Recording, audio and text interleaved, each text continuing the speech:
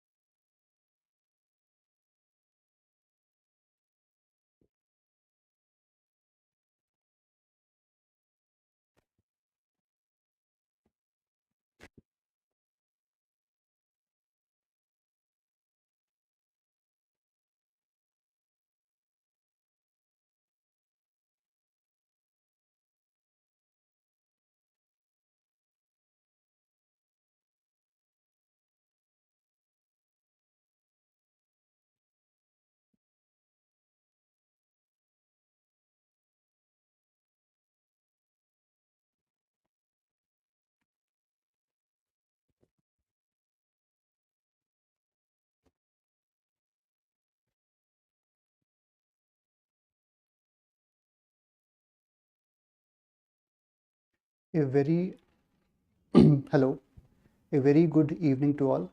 Today we will be discussing the All India Open Test 2. So let us quickly discuss the test.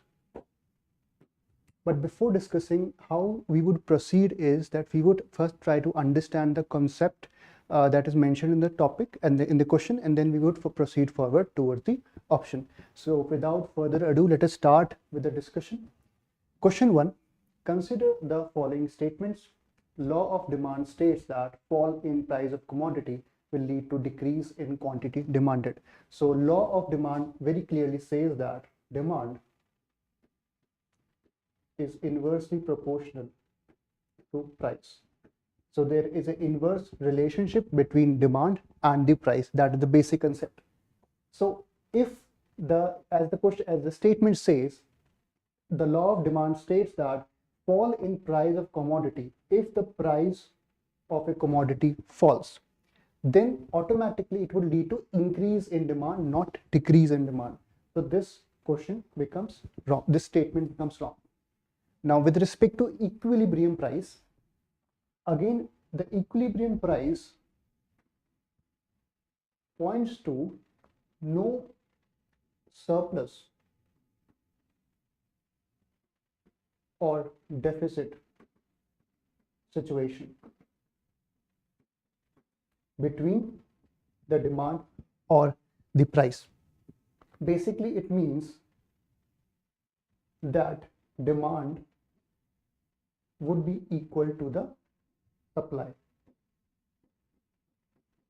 or demand and price would be in equilibrium. At equilibrium price, the quantity of goods demanded equals to the quantity of goods supplied. So this statement becomes right. Now, with respect to third statement, income effect signifies the changes in consumption due to changes in relative price of the goods. So let us again understand the concept of income effect.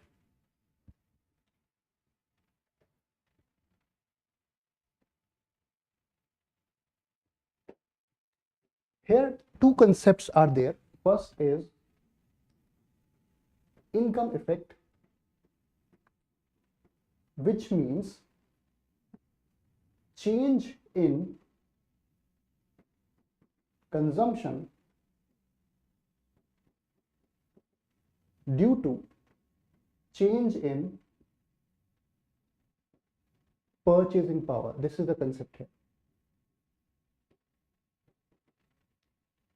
So if our purchasing power changes, that is, we are earning lesser income. If our income changes, whether increases or decreases, it leads to change in our consumption, right? But this statement is not talking about that. This is talking about another concept, which is called substitution effect. So this means that the change in consumption is due to not purchasing power change, but change in relative price of the goods. So this statement rather is talking about substitution effect, where change in consumption is because of change in price of the goods. So this is the difference between substitution effect and income effect. In income effect, the consumption changes because of change in purchasing power or the income. But in case of substitution effect, the consumption changes because of the price of the goods has changed, right? So this is how the income effect and the substitution effect are different. Thus, it is wrong. So we have statement 2 as correct, option B. Now, moving on to the question second, with reference to virtual digital assets, let us understand this first of all. Virtual digital asset in layman terms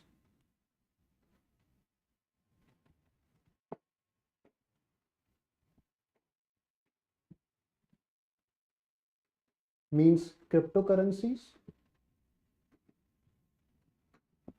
or as we say NFT, non-fungible tokens, which are, for examples, unique paintings, unique work of art, etc. So cryptocurrencies are fungible, and paintings, art, etc. are non-fungible. That is, non-fungible means these are unique. There is no second copy of that.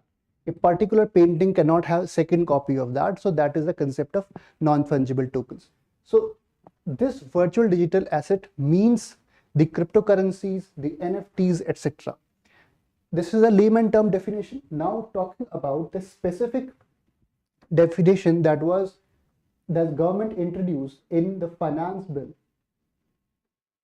of 2022, where the government said that virtual digital assets are defined as assets which means an information, code, number or token generated through cryptocurrency means. That is one part of the definition. Plus it also means digital representation of any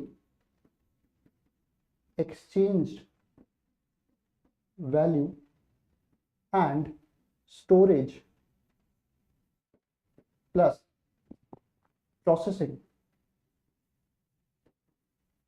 plus trade of that, right? So this is the actual definition under the finance bill, which include this term, all the information, code, number and tokens, plus or any other digital representation of any exchange value. So this is the definition as per the finance bill, so that becomes correct. Now with respect to second part of the information is that the budget of 2022,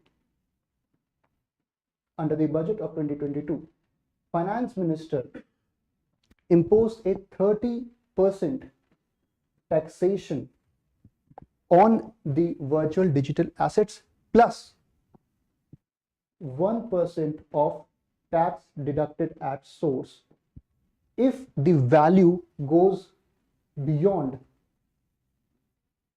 monetary threshold, a particular monetary threshold.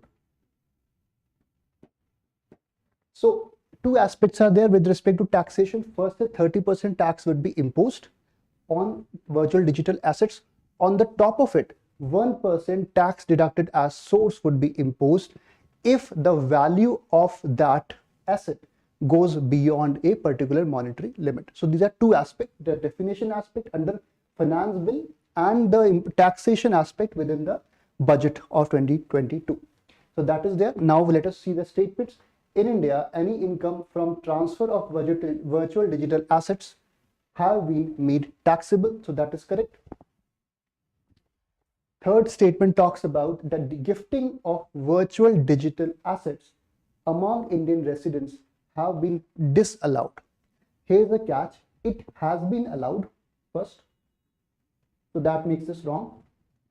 But though it has been allowed, but it is now being taxed. And that is why the taxation would be there.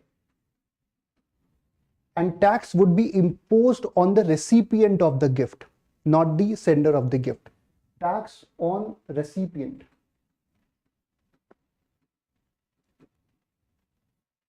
So this makes this wrong.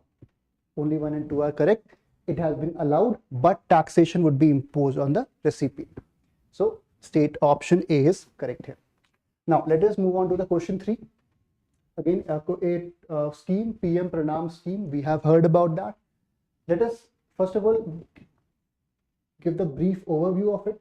The PM Pranam scheme has been, the focus area is balancing chemical fertilizer with organic and biofertilizers. So this is the objective of the scheme, first thing. Secondly, it has been launched by Ministry of Chemicals and Fertilizer. Right? The idea is simple, that the government intends to decrease the use of chemical fertilizer, because subsidy on chemical fertilizer really impose burden on the government. So government is trying to reduce the dependence on chemical fertilizer by diversifying towards biofertilizer and organic fertilizer. So that is the concept of PM Pranam. So let us see the statements. It is launched by Ministry of Agriculture and Farmers Welfare. That is wrong. Because it is by chemical and fertilizer. It aims to bring down the subsidy burden of chemical fertilizer. Exactly the point. So this is correct. So 2. Question 4. With respect to cooperative banks. With respect to cooperative banks, first of all, what are cooperative banks? Cooperative banks are the banks at where the members themselves provide the money, provide the input, and it is divided into urban cooperative banks, and with respect to rural, they are primary agriculture credit societies. So this is there. And with respect to its regulation, though the cooperative banks are registered by the state government, but regulated by RBI. The Urban Bank Department of RBI regulates the cooperative bank, right? So let us focus on the statements now. The RBI of India regulates urban cooperative banks in India. That is correct. All scheduled primary cooperative banks are covered under the Banking Ombudsman Scheme. What is this Banking Ombudsman Scheme? If any depositors have a complaint, then he or she can go and register his or her complaint under this scheme. Right? That is the basic idea of this scheme.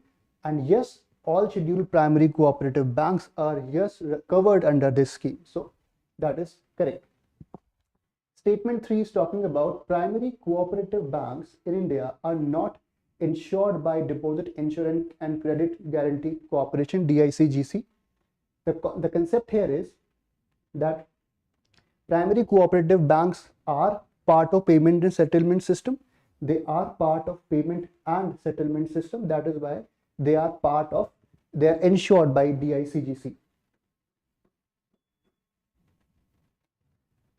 But the catch here is that primary cooperative societies, we have primary cooperative societies.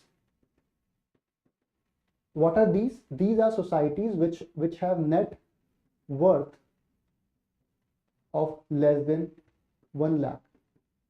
They are not registered, insured by the DICGC. So there is a catch. Its banks are registered, but credit societies are not registered. under this Deposit Insurance Credit Guarantee Corporation, which ensures 5 lakh of 5 lakh worth of deposits of the depositors within a particular amount of time. So that is why this makes this statement wrong, because banks are insured, but the societies are not insured. Fourth statement is urban cooperative banks cannot raise capital through issuance of equity shares or debt instruments. It is again wrong, because yes, the RBI regulation of 2022 has recently allowed the urban cooperative bank to raise capital through equity shares, through debt instrument, and through preference shares.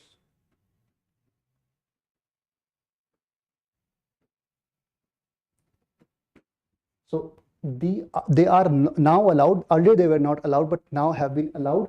That is why current affairs update is quite important here. So 1 and 2 are correct. Question 5. With reference to external benchmark lending rate, consider the following statement. First of all, the bank lend to the customers in two ways. First of all, there is external benchmark lending rate, and then there is internal benchmark lending rate, which, for example, marginal cost of lending rate is part of internal benchmark lending rate. This is decided by the bank, and it is the minimum interest rate that the bank would charge. So that is the internal benchmark lending rate. The concept is same with respect to external benchmark lending rate, but here it is decided not by bank but outside entities. For example, with respect to RBI, RBI decides this via repo rate. So repo rate is external benchmark lending rate. Similarly, another example is MIBOR, that is Mumbai Interbank Offered Rate.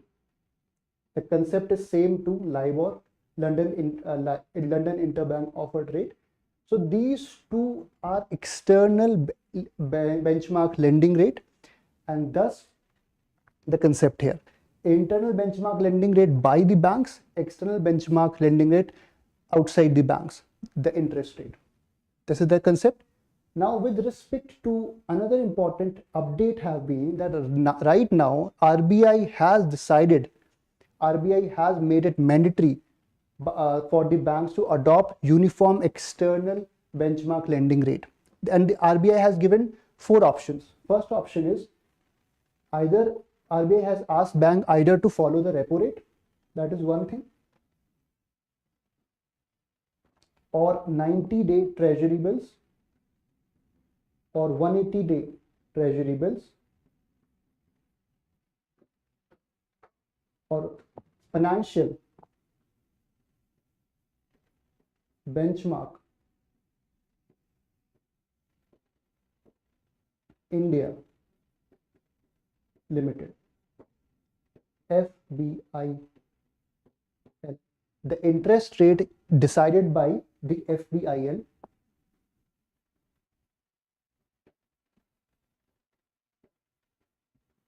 So there are 4 options given by RBI to the banks, that you choose either of these 4 interest rate and then impose that interest rate on your lending. So these are the concept basically about external benchmark lending rate. Now let us see the statements. It is a set of reference lending rates which are calculated by banks. So that becomes wrong because it is the internal benchmark lending rate which is calculated by the banks. So that is wrong here. It has been mandatory made mandatory by the RBI for the banks to adopt a uniform external benchmark within a loan category. So this is that mandate. This is that mandate. So that is correct. So 2. Now Question 6.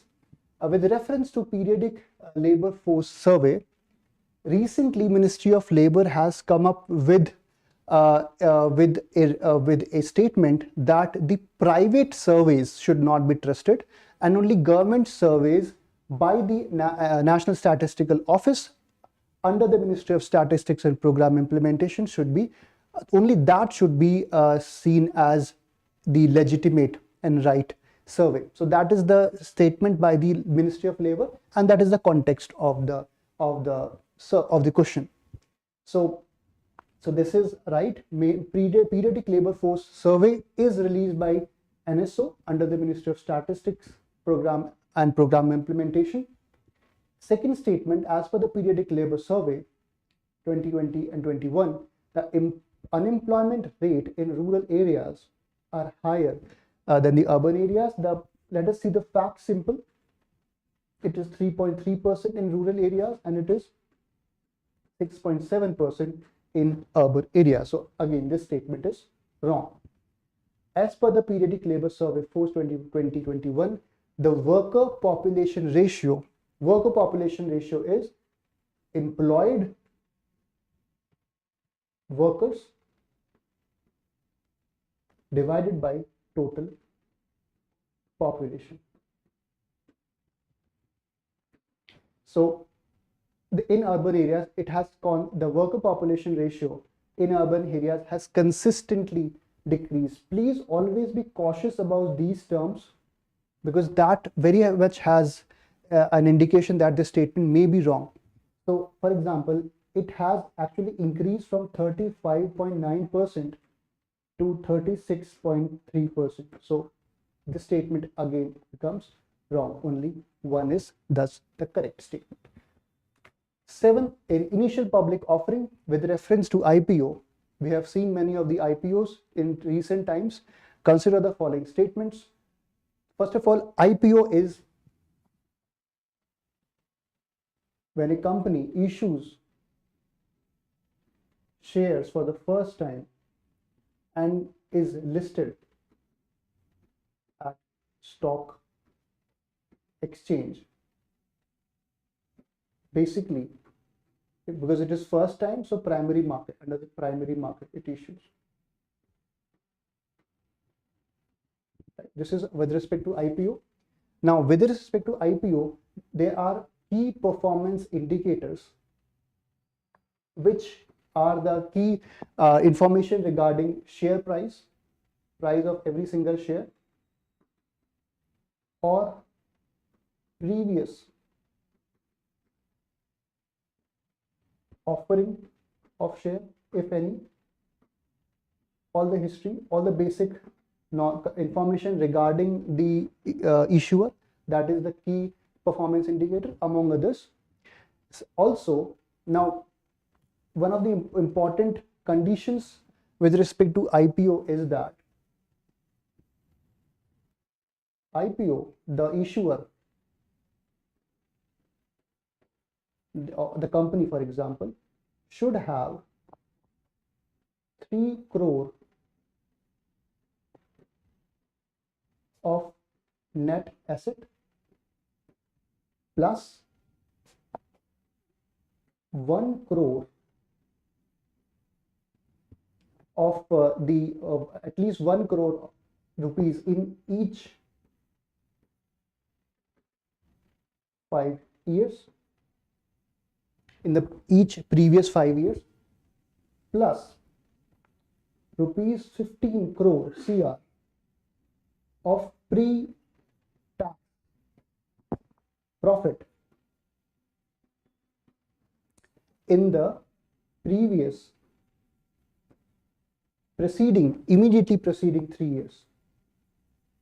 So these are the conditions that the issuer of the IPO, that the company which is going for IPO should meet. That the company must have 3 crore of net asset, plus the company must have 1 crore of asset in the each year of the previous 5 years, plus the company must have 15 crore of pre-tax profit in the immediately preceding 3 years.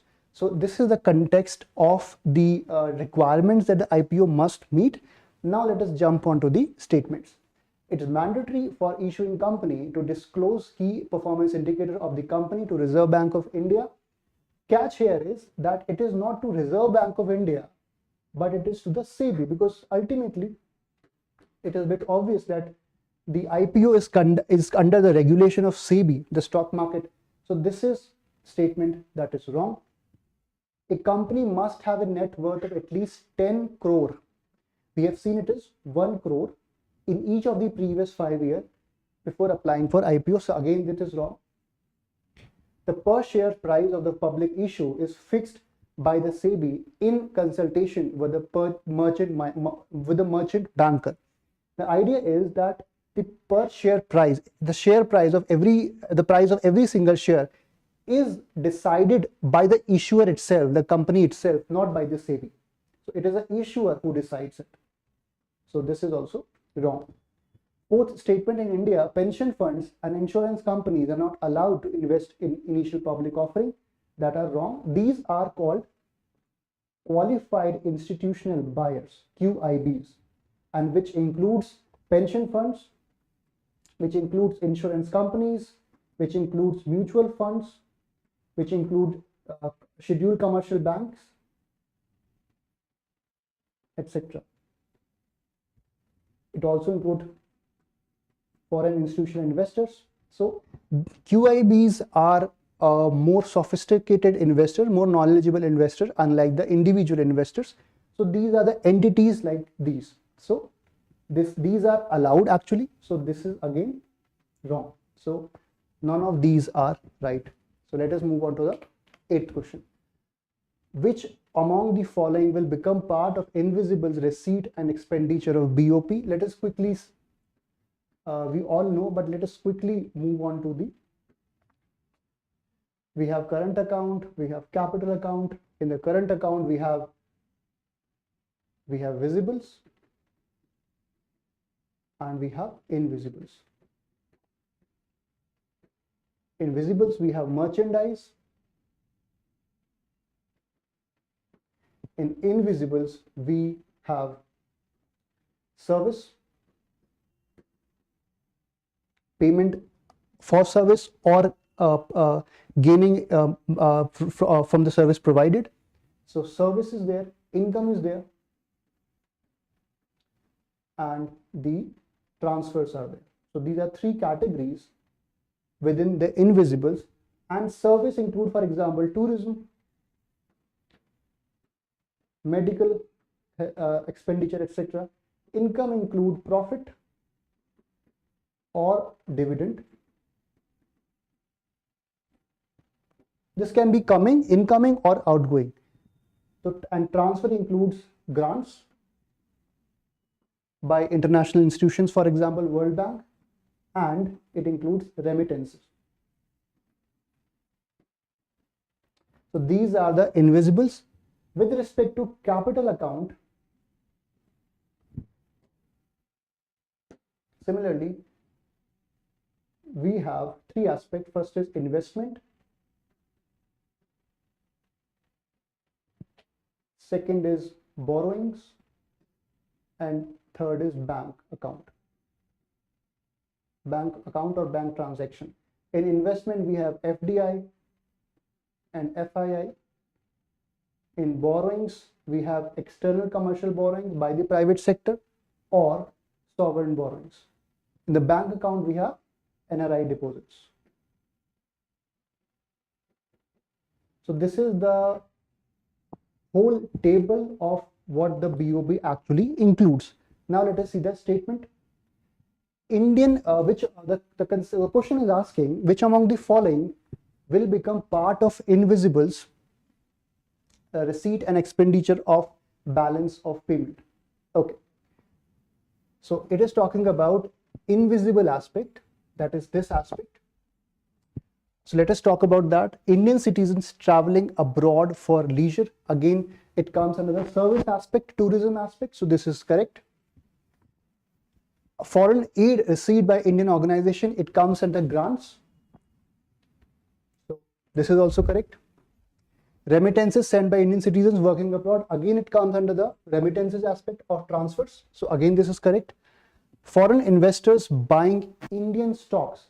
Let us quickly understand this. We have a foreign investor. So it comes under the investment category, which includes FDI and FII. So this would be under the capital account, not even in the current account at all. So this would go wrong. 1, 2, and 3 are correct. Fifth is Indian companies paying for the use of foreign owned ships. So it is a kind of service. Foreign owned ships are providing a service to Indian companies, so it would come under the service aspect. Revenue generated from medical tourism, again with respect to service aspect. So we have 1, 2, 3, 5, and 6. C is correct, 4 is wrong.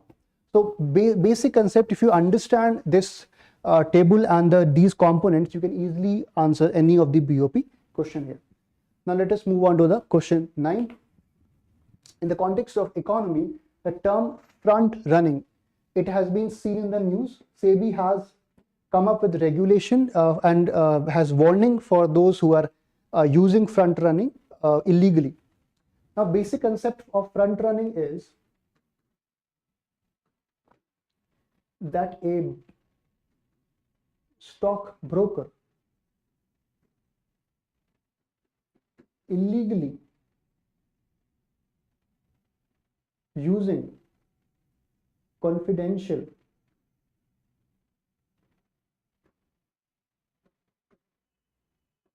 information to earn profit. Very simply, I am a broker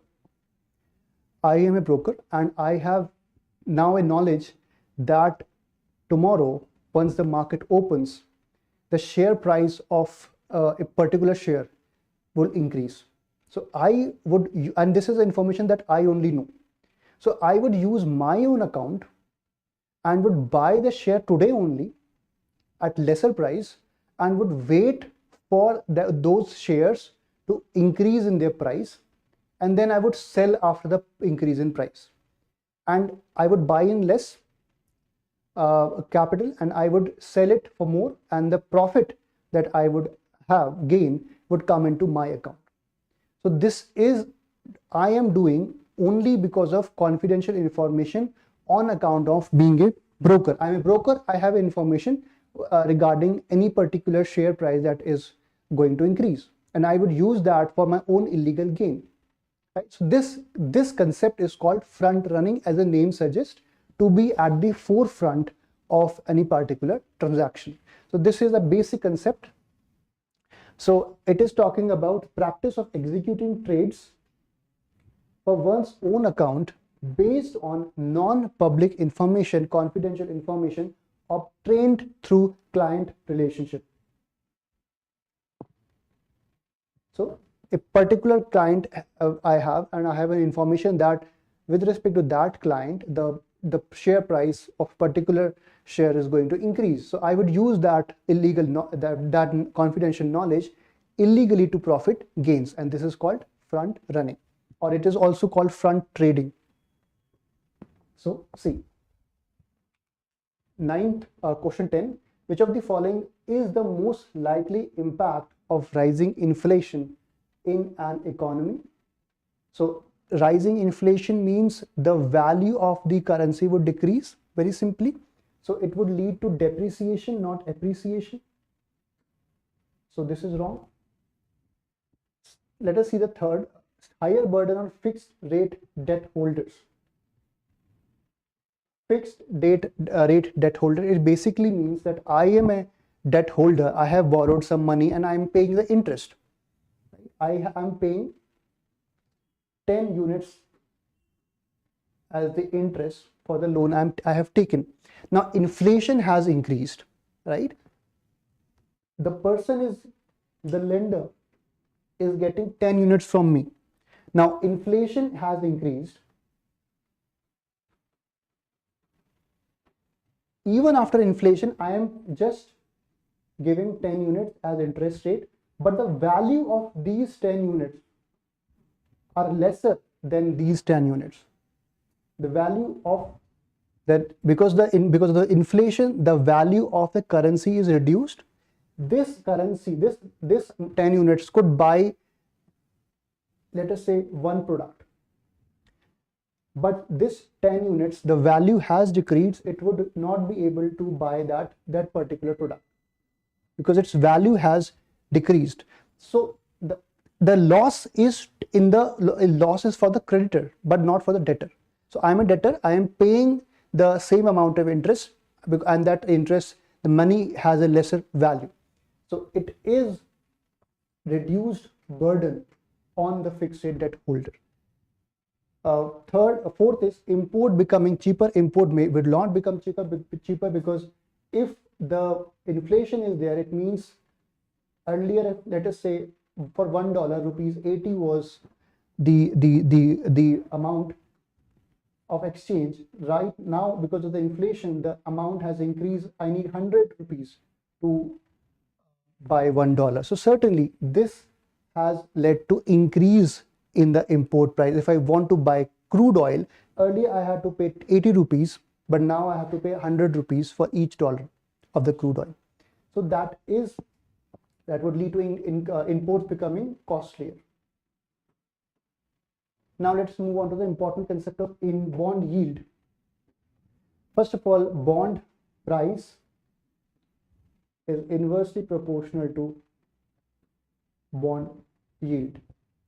Now, with respect to bond yield and bond price is the price at which I have bought the bond, right? So I have bought the bond at 100 units. I am assuming that I would get 110 units as the total yield, that is 100 plus profit of 10 units. So that is my assumption, very clear. So this is my bond price that I have bought, and this is my bond yield that I am expecting. Now imagine a situation where the inflation has increased. The inflation has increased, so as someone who has bought the bond, I would demand that I do not want 110 units, I want 120 units, because the value of 10 units would be lesser. So I want more yield. So that is why demand for yield would increase, and this would by all the bond buyers, and this would lead to increase in overall bond yields. So this is the concept here, and thus P is correct. So bond price and bond yield are inversely proportional. Question 11, credit debt swap. First of all, what is this concept of credit default swap? Right? So, for example, I am the lender A, and this is the borrower B. I have given the money to borrower, I have lended the money to borrower, and borrower has promised me to lend principal and interest. But the borrower has failed to pay that. Now the borrower is unable to, or I am assuming that the borrower would not pay me the principal or the interest. So what do? I go for credit default swap, by which I would go to the third person, C, right? I would ask that person that in case B does not give me principal or interest, please provide me that principal or interest. C would say, yes, okay, I would do that, but I need monthly premium from you. Please pay me monthly premium. So A would give the monthly premium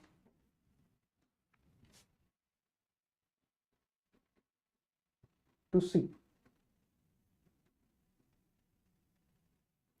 So that is, this whole situation is called credit default swap. The default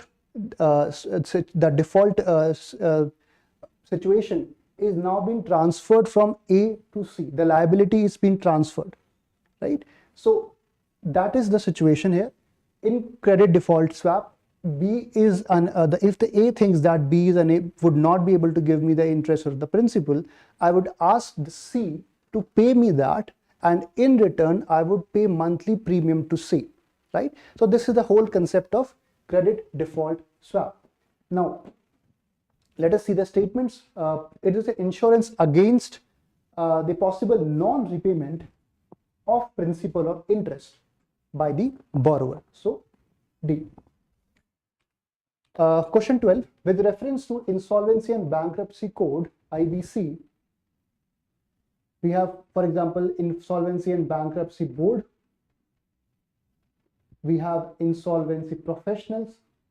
And earlier, the limit was 180 days plus 90 days for the insolvency proceedings to complete.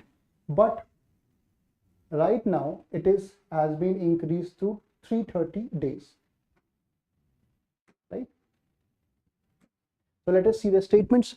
The code provides a time frame of maximum of 180 days for resolving the insolvency of corporate debtors. It is 330 days, so this is wrong. Earlier also it was 180 plus 90. So the resolution, earlier it was 270 in total. Right now it is 330. So the second statement talking about the resolution for resolving the insolvency of corporate debtors can be initiated by both creditors and debtors. Yes, both the creditor, the committee of creditors, or the debtors can initiate the resolution process. So this is correct here. During the resolution process, the affairs of the corporate company are managed by the committee of creditors. There's a very simple catch here, that it is the affairs of corporate company are managed by insolvency professional or resolution professionals, and the role of committee of creditors is only advisory. When the resolution professional would ask for any advice, committee of creditors would give the advice, but committee of credit itself would not manage the corporate company, the affairs of corporate company. So there is a very simple catch here, right? So this is also wrong. So B. Question 13. With respect to unicorn companies, the term is in current affairs for one reason or the other. Basically, it means any startup which has reached the valuation of 1 billion. Recently, India has 107 unicorns under recently, and out of these 107, 55 unicorns are in 2021, we became unicorn in 2021, and 21 startup became unicorn in 2022. So it's a fairly recent happening that is there. And with respect to comparing with respect to US and China, US has the highest unicorn with respect to 900 unicorns, and China is having 200 unicorns, and India is third with 107 unicorns. So that is the data here, that is the concept here. Let us dive back into the statements now. The unicorn is a term used to describe a startup company with a value of more than 1 billion. That is correct. I think cumulatively we have around 350 billion total valuation of all the unicorns. So that is very much massive. More than half of the total unicorns in India have emerged in last 5 years. We have seen only 2021, 76 unicorns are only in 2021 and 2022 combined, right? So certainly it is correct. In terms of number of unicorn companies in country, India ranked third globally, as we just discussed. So 1, 2, and 3. 14. Recently, the Ministry of Environment, Forest and Climate Change has issued a notification banning certain single-use plastics in India. Which of the following items are included in the banned list? Fairly straightforward, factual question. So cigarette packets are there. Earbuds made of plastics are there. PET bottles are not there. PET bottles are fairly commonly used. PET is fairly commonly used plastic. So certainly that is not included. Ice cream sticks made of plastics very clearly says, it very clearly said that which are the single-use plastics. So single-use plastics, certainly PET would not be included in that. Ice cream sticks, yes. Straws made of plastic, yes. Now PVC banners. As far as PVC banners are concerned, the question is saying again a very specific term, that all types of, please, as soon as you read such statements, please be very cautious that it may be wrong, because it includes broadly everything. Because PVC banners up to 100 microns are banned, but beyond 100 microns of depth, the width, it is not banned. So there is a condition there. So to say that all types would be wrong. So we have 1, 2, 3, 1, 2, 4, and 5. 15. Okay. New monetary aggregates, NMO, or reserve money includes which of the following? So reserve money is a concept that usually students confuse. So let us quickly discuss it, all the important aspects. First of all, new money aggregates were introduced in 1988. Now it has M0, M1, M2, and M3. With respect to M0, it includes currency in circulation plus bankers deposit with RBI plus other deposits with RBI. Right? Let us first discuss M0, then we will go to M1 so that there is no confusion. Okay. Now, statement 1 is talking about cash reserve. First of all, question is talking about which of the statements are part of reserve money or NM0. So it is called new monetary aggregate. So it is called NM0. So NM0 is equal to reserve money. And this reserve money includes these 3 components. First, talking about cash reserve maintained by RBI with Reserve Bank of India, it comes under the banker's deposit. So this is the CR, cash reserve ratio. Right? Second is talking about deposits from multilateral institution, for example, SDR by IMF.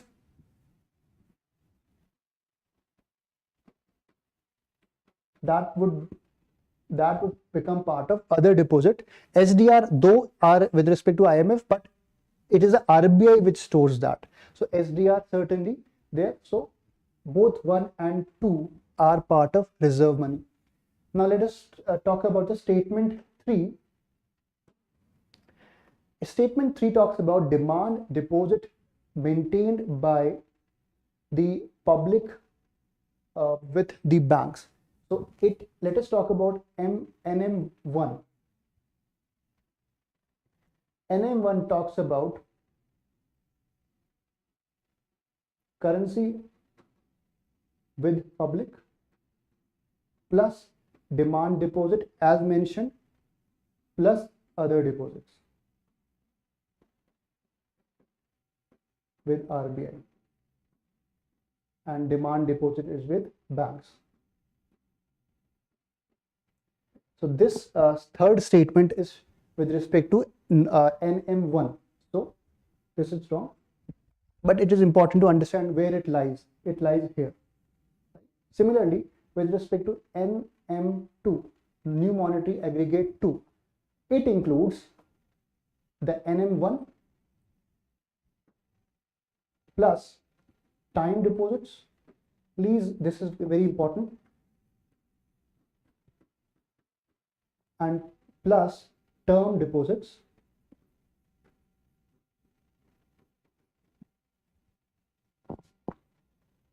less than 1 year. So there are 2 term deposit. First condition, first type is term deposit less than 1 year, which is included in NM2. Plus this term deposit excludes foreign currency non-resident deposits. It excludes that. Okay. So this is the definition of NM2, new monetary aggregate 2, which includes NM1, which includes time deposits and which includes term deposits, right? So thus it would lead to the short-term borrowings of bank, which are certificate of deposits, CODs, would come under NM2. So this is also wrong.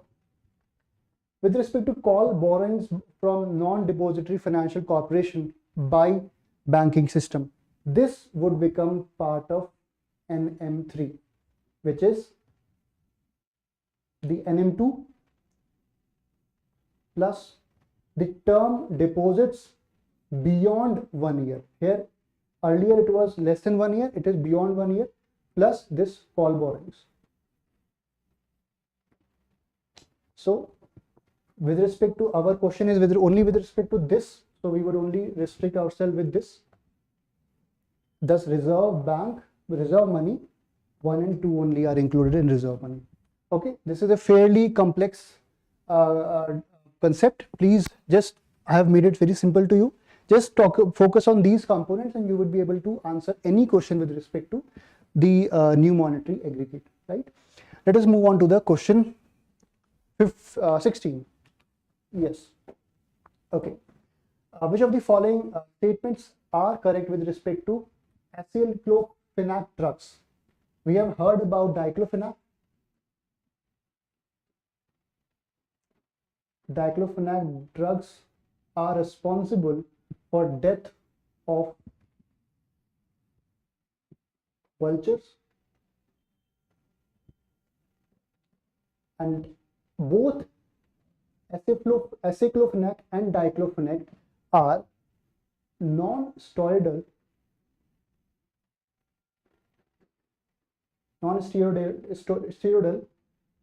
anti-inflammatory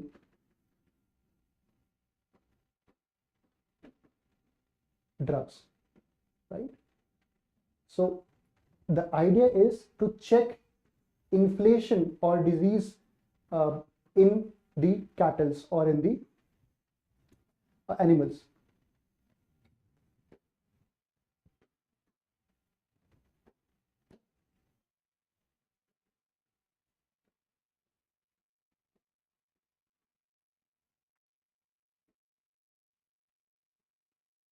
So this is the concept here. Now another important thing is, though diclofenac drug has been banned,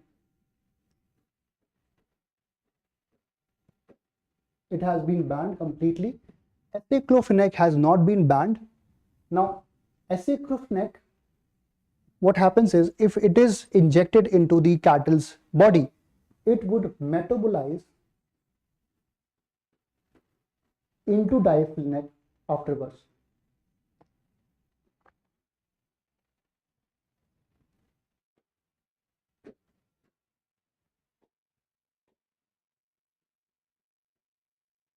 And thus it would lead to again reduction in vulture population. So that is why it has been demanded, it is being demanded that acylclofenac should also be banned, but it has not been banned. That's the catch. Now let us see the statements. It's a drug to increase milk output. Certainly not. It is for inflammation. It is anti-inflammation. Second is, vulture can die from kidney failure due to exposure to acylclofenac contaminated carcasses. That is correct, because it metabolizes into the diclofenac. Third is, this drug was recently banned from veterinary usage in India by Government of India. This has not been banned, as we discussed. So wrong. 2 only is correct. Okay, for biomagnification to occur, a pollutant must have which of the following properties? We all know that biomagnification basically means accumulation of the pollutants from the lower part of the food chain to the higher part of the food chain. By the time it reaches the higher part of the food chain, it is accumulated and it becomes more toxic. So let us see the statement. It should be long-lived. Yes, the limit is seen as 15 years. If it is 15 years, it has lifespan of 15 years, it certainly can be a pollutant, can be it can lead to biomagnification. It should be soluble in water. No, because if it is soluble in water, it would be passed on through excretion, so that is not possible. But if it is soluble in fat, then certainly it can lead to biomagnification. Right? Third is it should be biologically active. Certainly, if it is not biologically active, it cannot lead to biomagnification. It should be immobile. Again, wrong. It should be mobile. The more mobility it has, more possibility of it in getting into the food chain. So this is also wrong there. 1 and 3 are correct. 18. With reference to recently adopted Wuhan Declaration in 2022, consider the following statement. Wuhan Declaration is with respect to Ramsar Convention.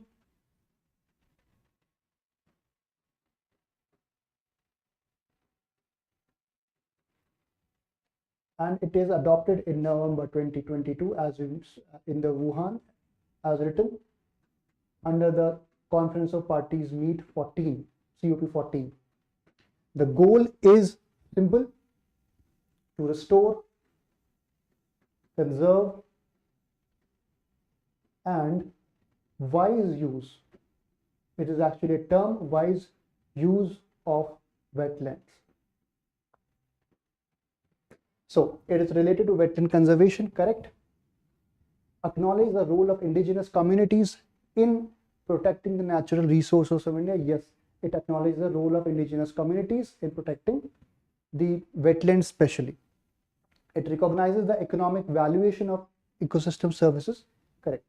So 1, 2, and 3. 19. Which of the following statements are correct with respect to ozone at the ground level at the atmosphere? So at the ozone forms at the stratospheric level and at the tropospheric level, ground level. At the stratospheric level, it is not harmful. It is actually protects us from the harmful radiation. But at the ground level, it is certainly toxic.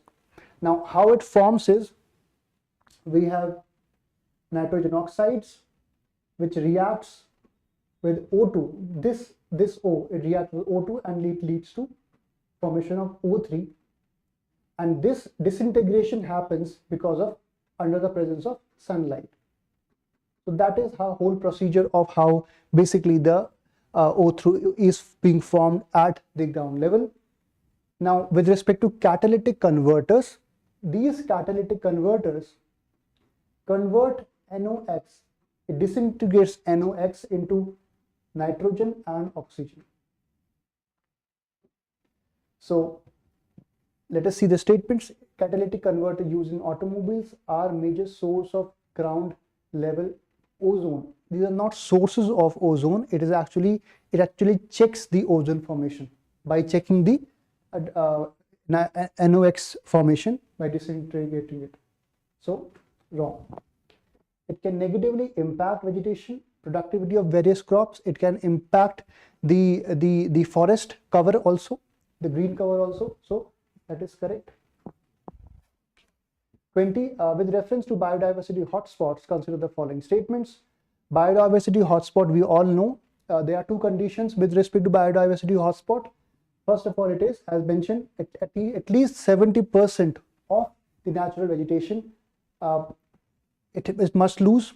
Second, it must contain at least 1500 endemic vesicular plant species. So that is correct there.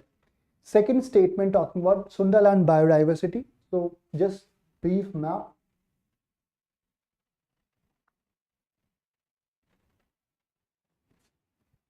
So this area is called Sundaland, which include Myanmar, which include Thailand, which include Laos, Cambodia, Vietnam, and in case of India, it includes Nicobar Islands.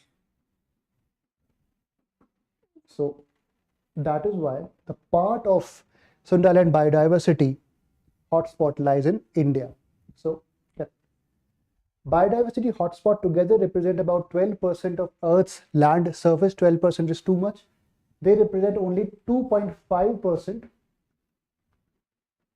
but has 46% of global diversity, right? 2.5% of land, but 46% of global diversity.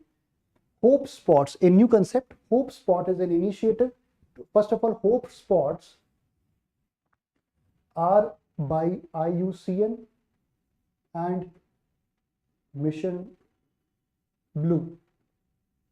So these are ocean equivalent of hotspot. These are ocean equivalent of hotspots where the undersea ecosystem is the focus area. Undersea ecosystem or underwater ecosystem. So these are initiatives to protect the most threatened biodiversity hotspots around the world. It is not focused on hotspot in any way. It is focused on underwater ecosystems. So for example, kelp forest. So 1 and 2. 21, with reference to national parks of India, the Raimona National Park is bounded by the Teesta River. Okay, Raimona National Park is at the boundary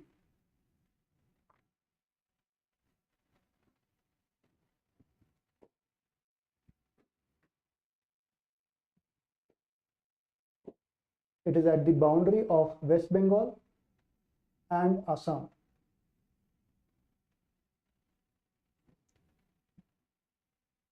This is the boundary here,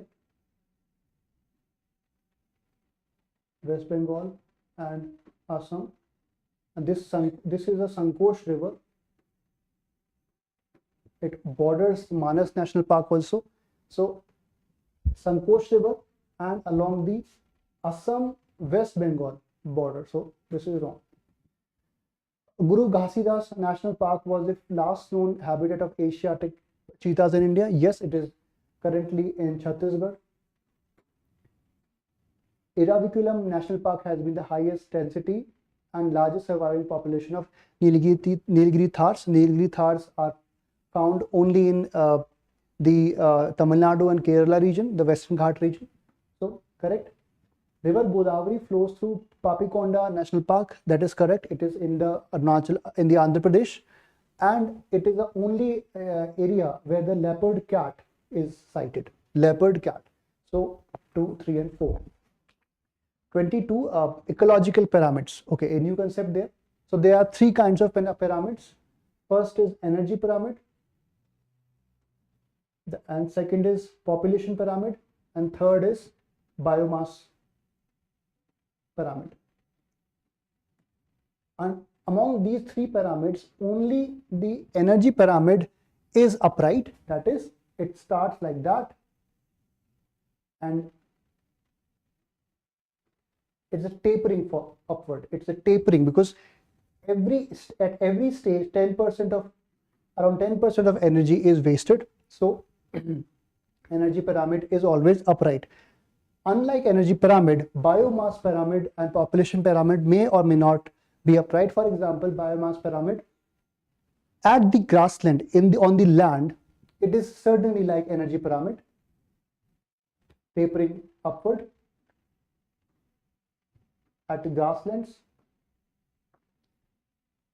But same biomass pyramid within the aquatic system becomes inverted.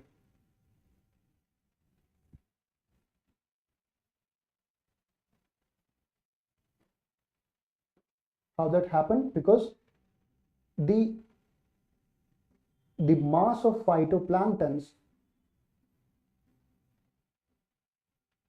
and zooplanktons, which are the microscopic plant and animal species respectively, is very, very small, and the species higher at the food chain level, for example, the fish or the other higher mammals or other higher ocean inhabitants has higher weight, higher biomass. So that is why the mass here is less, very microscopic, and that increases as we go up the food chain. So these are the two realities of the ecological pyramids. Now let us see the statements.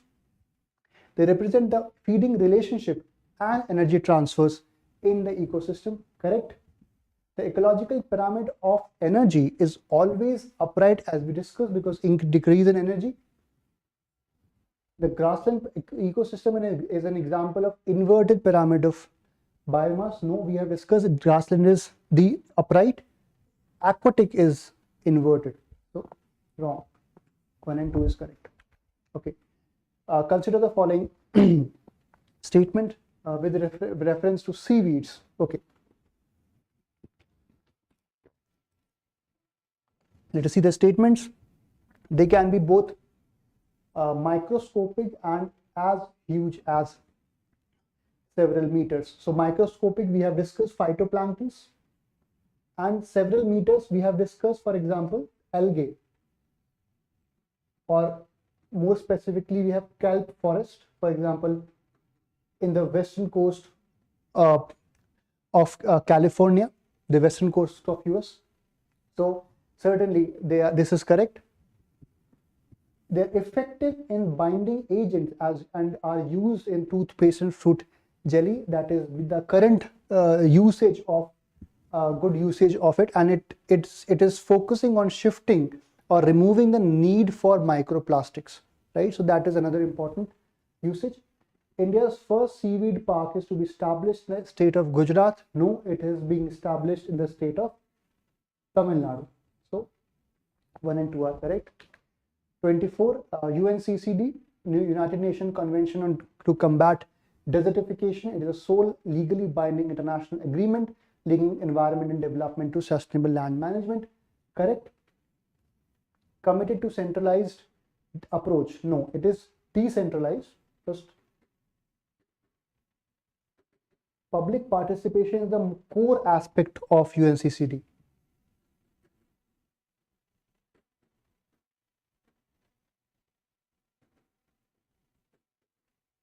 Recent, just a current affairs information, recent Save Soil campaign by Sadhguru and his organization is also collaborating with this convention to protect the land degradation. The Delhi Declaration of 2019 is associated with UNCCD, yes, and what that Delhi Declaration included? It included land degradation neutrality by 2030. That is, by 2030, all the land degradation should be either stopped or come under sustainable level. So 1 and 3. 25, hot desert type climate region. We have seen, for example,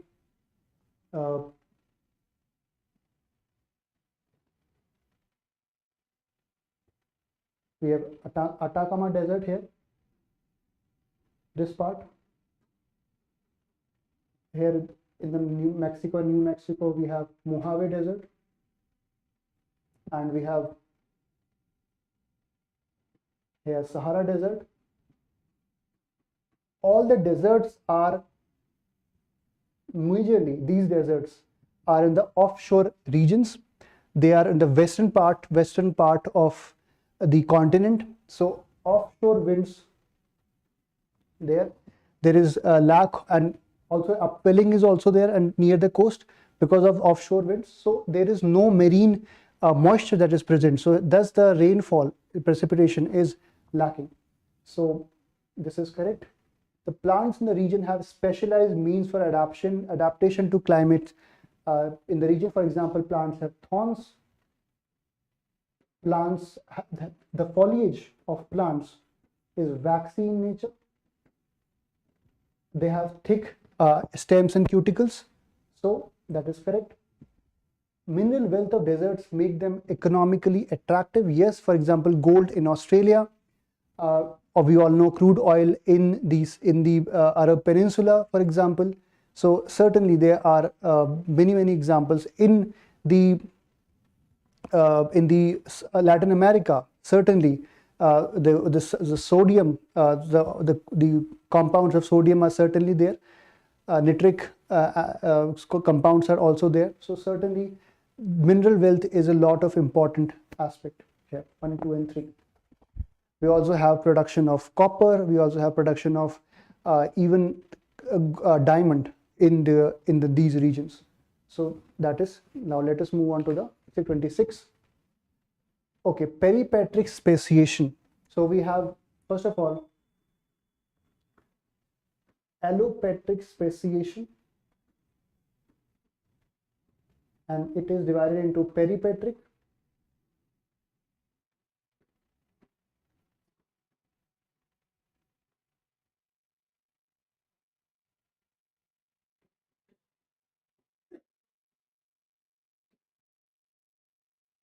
especially with respect to peripatric speciation.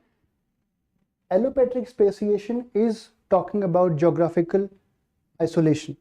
This is the main core aspects of the allopatric speciation, and peripatric is more extreme form of allopatric speciation. So it is also caused by geographical isolation. That is one thing.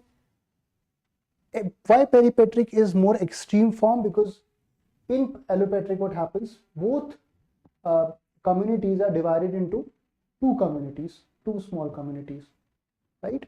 So that is the allopatric speciation. But in case of peripatric speciation, this is a one community. It is divided into, one community is very, very small and another community is very large. So that is the divergence that is there. So this is the type of speciation caused by geographical space isolation. Gradually what happens is these two species, these two parts of same species would then grow separately, and it would lead to formation of new species after a long time. So that is the idea here. 27, ecophyne can be best defined as, so we have three important terms that we would define. First is ecophyne. Ecophyne is, as soon as the organism move on to a new environment, the immediate response for survival is called ecophyne. That is the immediate response, right? So that is ecophyne as discussed.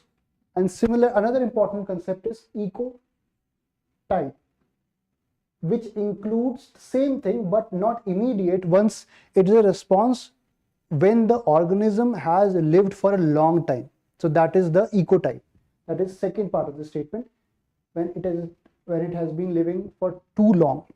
And then third is ecotone. Ecotone is the junction between two diverse ecosystems. For example, we have a lake. We have a lake and we have an upper ground here near the lake. We have an upper ground and then there is lake here. Now this area, the junction, the shore of the lake and the start of the ground is called ecotone, right? So ecotone, ecotype and ecophyne. 28, ocean acidification. It causes increase. Ocean acidification certainly causes decrease in pH value, not increase. The growth and survival of calcareous zooplanktons is adversely affected due to ocean acidification. Not just calcareous zooplankton, zooplanktons are microscopic animals. Also with respect to corals, with respect to mollusks, with respect to clams, with respect to oysters, all the calcareous organisms which are having calcium carbonate as the major component of their shell, right? These are affected because of ocean acidification. Because of acidification, the resolution of the calcium carbonate increases. Thus, their shell become very thin and very weak and very fragile and very brittle. So, 2 is correct. The formation of clouds is hampered by the ocean acidification. Yes, this is also because acidification in ocean increases increases the formation of sulfides. So certainly that leads to decrease in the formation of clouds. So that is correct. The excess algae and plant matter in ocean contributes to ocean acidification, because decomposition of algae and plant matter further increases the production of methane and carbon dioxide. So certainly that is also correct. So 2, 3 and 4. 29. Marine heat waves. Which of the following statements are not correct with respect to marine heat waves? So marine heat waves, as we can see, it is the increase in temperature of the aquatic waters, especially in the seas and the oceans.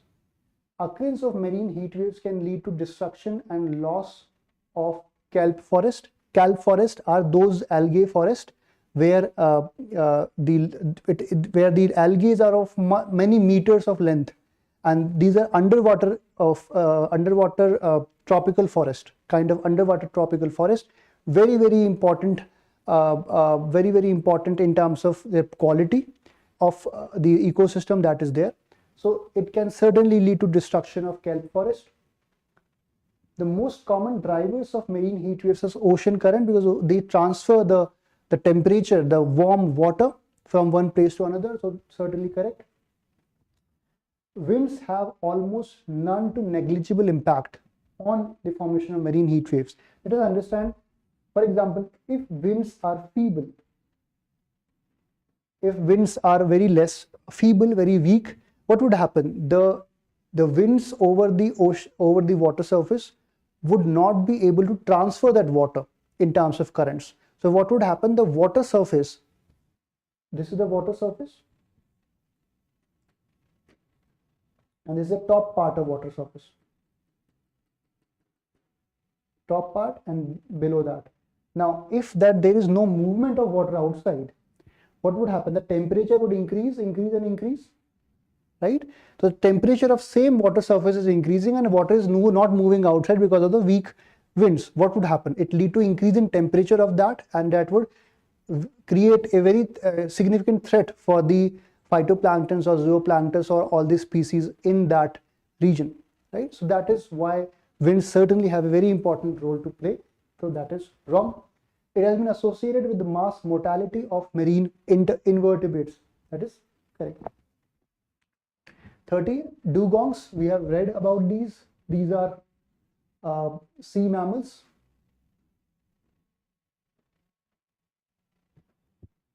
That in fact only sea mammals currently, which are only herbivorous sea mammals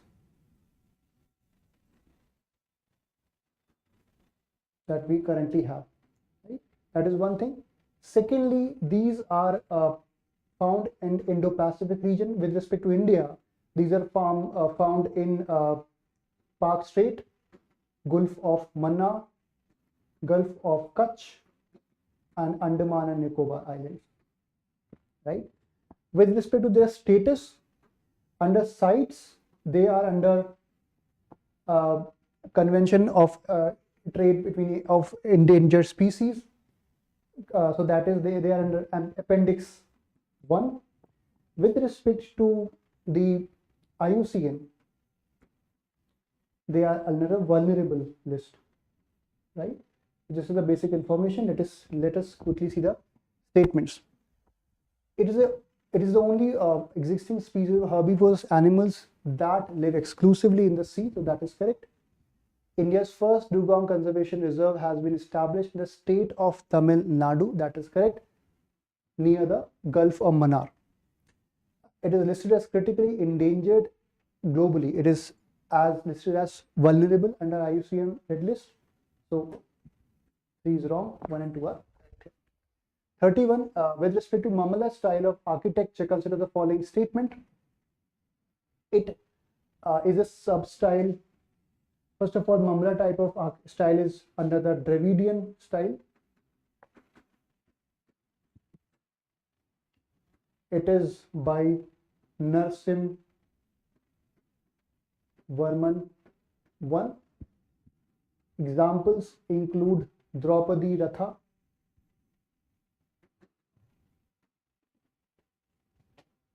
Pandavaratha, Ashoka penance. Sorry, Ashoka, not Ashoka, Arjuna penance.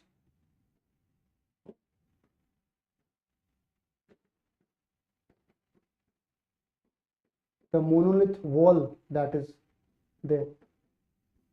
And all these are present in Mahabalipuram. So let us see the statements now. It is sub-style of Nagara, wrong. Odisha, wrong. Dravida and Tamil Nadu. The show temples are also Mahabalipuram, please mind that. But show temples were constructed much later much later than the Mamalla style, and show temple was constructed not by Narasimhavarman I but Narasimhavarman II. So that makes this wrong. Also, with respect to Mamalla style, these are monoliths. The themes of sculpture of the style are mostly religious. That is, yes, this is correct. Which of the following religious philosophies are related to texts like Kalacharya Katha, Adi Purana, and Tattvavarta Sutra? So Kalaka was the teacher, Jain teacher, and he also performed magic for the people. So that is with respect to his story. So it is a Jain story. Adi Purana is with respect to the first Tirthankara, that is Rishabhanath. So that is also about Jainism. So this is talking about Jainism, all the text. Adi Purana is kind of poem. 33, Mahalwari system. Okay. So Mahalwari system, let us understand, it is opposite of Rayatwari. It is very similar to the permanent settlement. What it means, let us see that. Every village, all the village land is called mahals. Collectively, the revenue is collected, not from individual farmers, but collectively for one village, the revenue was collected. That is one thing. Secondly, the person who collected land revenue was called Lambardar or Zamindar, right? And with respect to that, the land revenue, unlike in the Rayatwari system, is not collected by the British official, but by the Zamindar or Lambardar. So, and it applied to Northwest Province plus Awadh. Please do not confuse Northwest Province with Northwest Frontier Province, NWFP. Currently in Pakistan, don't confuse with that. This is with respect to areas around UP, especially Awadh. It applied to the northwestern province of British Indian Empire. That is correct. An Indian local collected the revenue under this system, the Lambardar. It was put in place according to the Holt-Mackenzie instruction. Correct. So 1, 2, and 3. 34. With reference to Rig Veda and later Vedic period, consider the following statements. We know that Vedic period was more of a pastoralist society, and later Vedic period was more of an agriculture society. That is a major difference, pastoralist and agriculture. Now, with respect to statement, the Varna system, though, was flexible in both the periods. That is correct, because in the Varna system back then, your status in society, whether you are Brahmin, Kshatriya, Vaishya or Shudra, depends upon the work that you do, but not on the basis of birth. It came much later. So there was a lot of flexible. A person born as Shudra can enter into the Vaishya or into the priest or into the ruling class, etc. So that is the idea here. It was flexible. Agriculture was basis of economy in both the periods. Wrong, because first is having cattle economy, pastoralist economy. Generally, the office of the Rajan was hereditary in both the period. Generally, it is same. So generally, yes.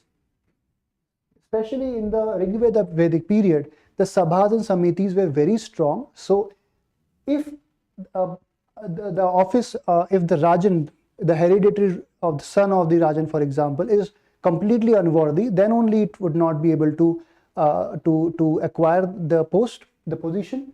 But otherwise, he can. In the later Vedic period, the significance of sabhas and samitis very much deteriorated. So certainly, it became very much easier for the hereditary to pass on to the next generation.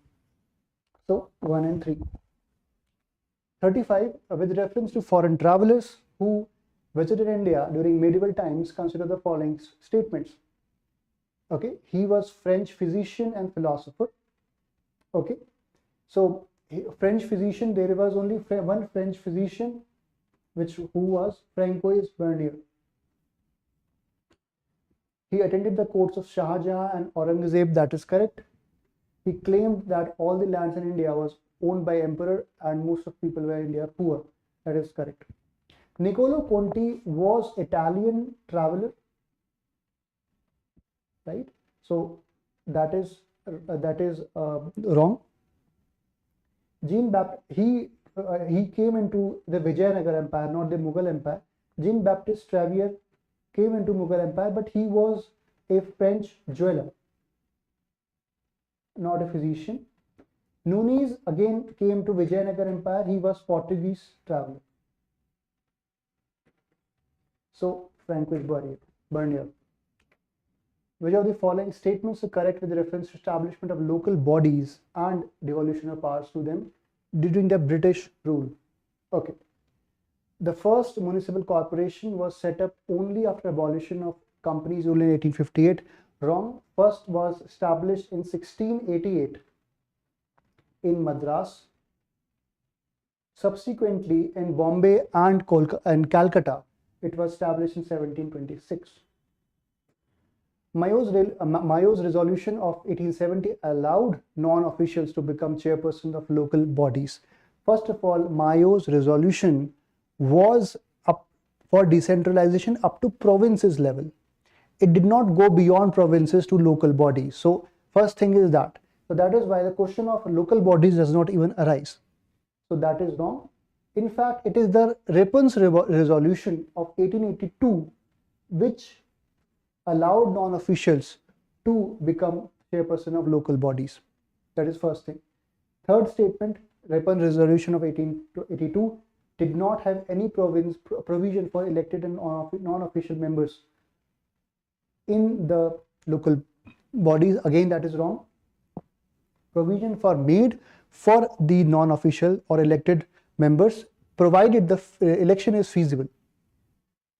The fourth statement, that the Government of India Act 1919 made local government a transferred subject. So Government of India Act brought diarchy, which includes reserved and transfer subject. So under transfer subject, this local bodies, local government was included. So D is the correct option. 37, with respect to term and meaning, Srini, yes, was Vedic term for sickle. Agricultural implement. Kadaisiyar were not singing bards of Sangam period. These were the agricultural laborers.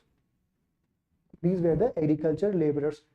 The singing bards of Sangam period is the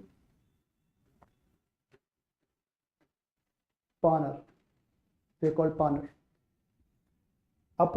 Aprahata, category of land under Gupta Empire. Kamika, customs official in the Mahajanpad period. That is correct. So all are correct except second. 38, with reference to development of science and technology during medieval period, consider the following statement. The art of making glass, mirrors and spectacles were introduced in India for the first time by the Mughals. There are two important things.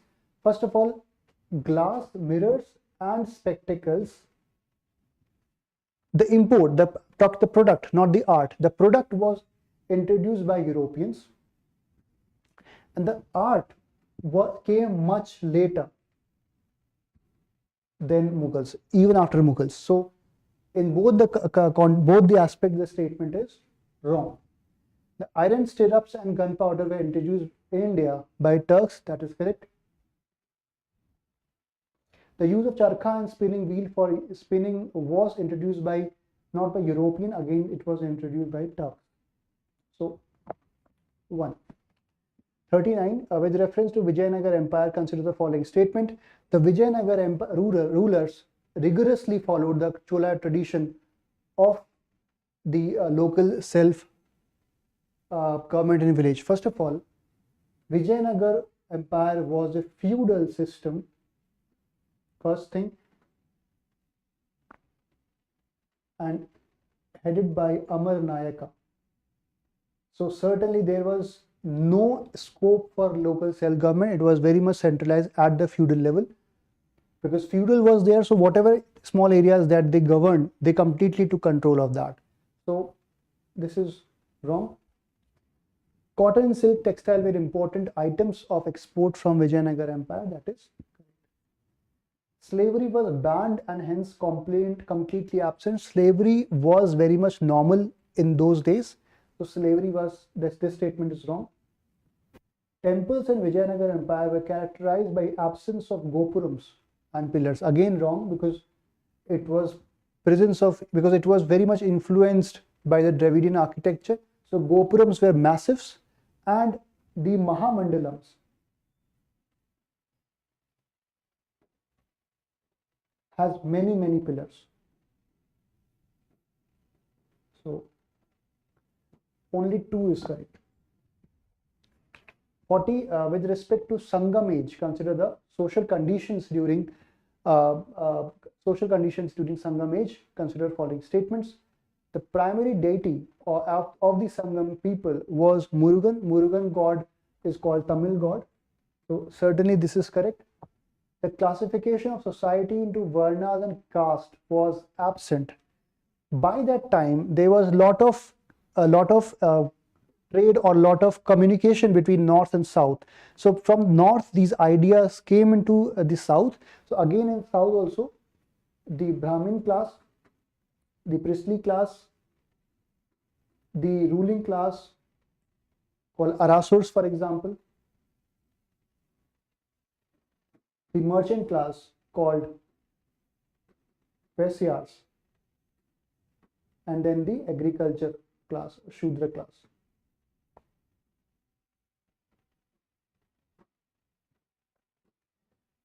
So these were the important classes. Now these are called Vellalars.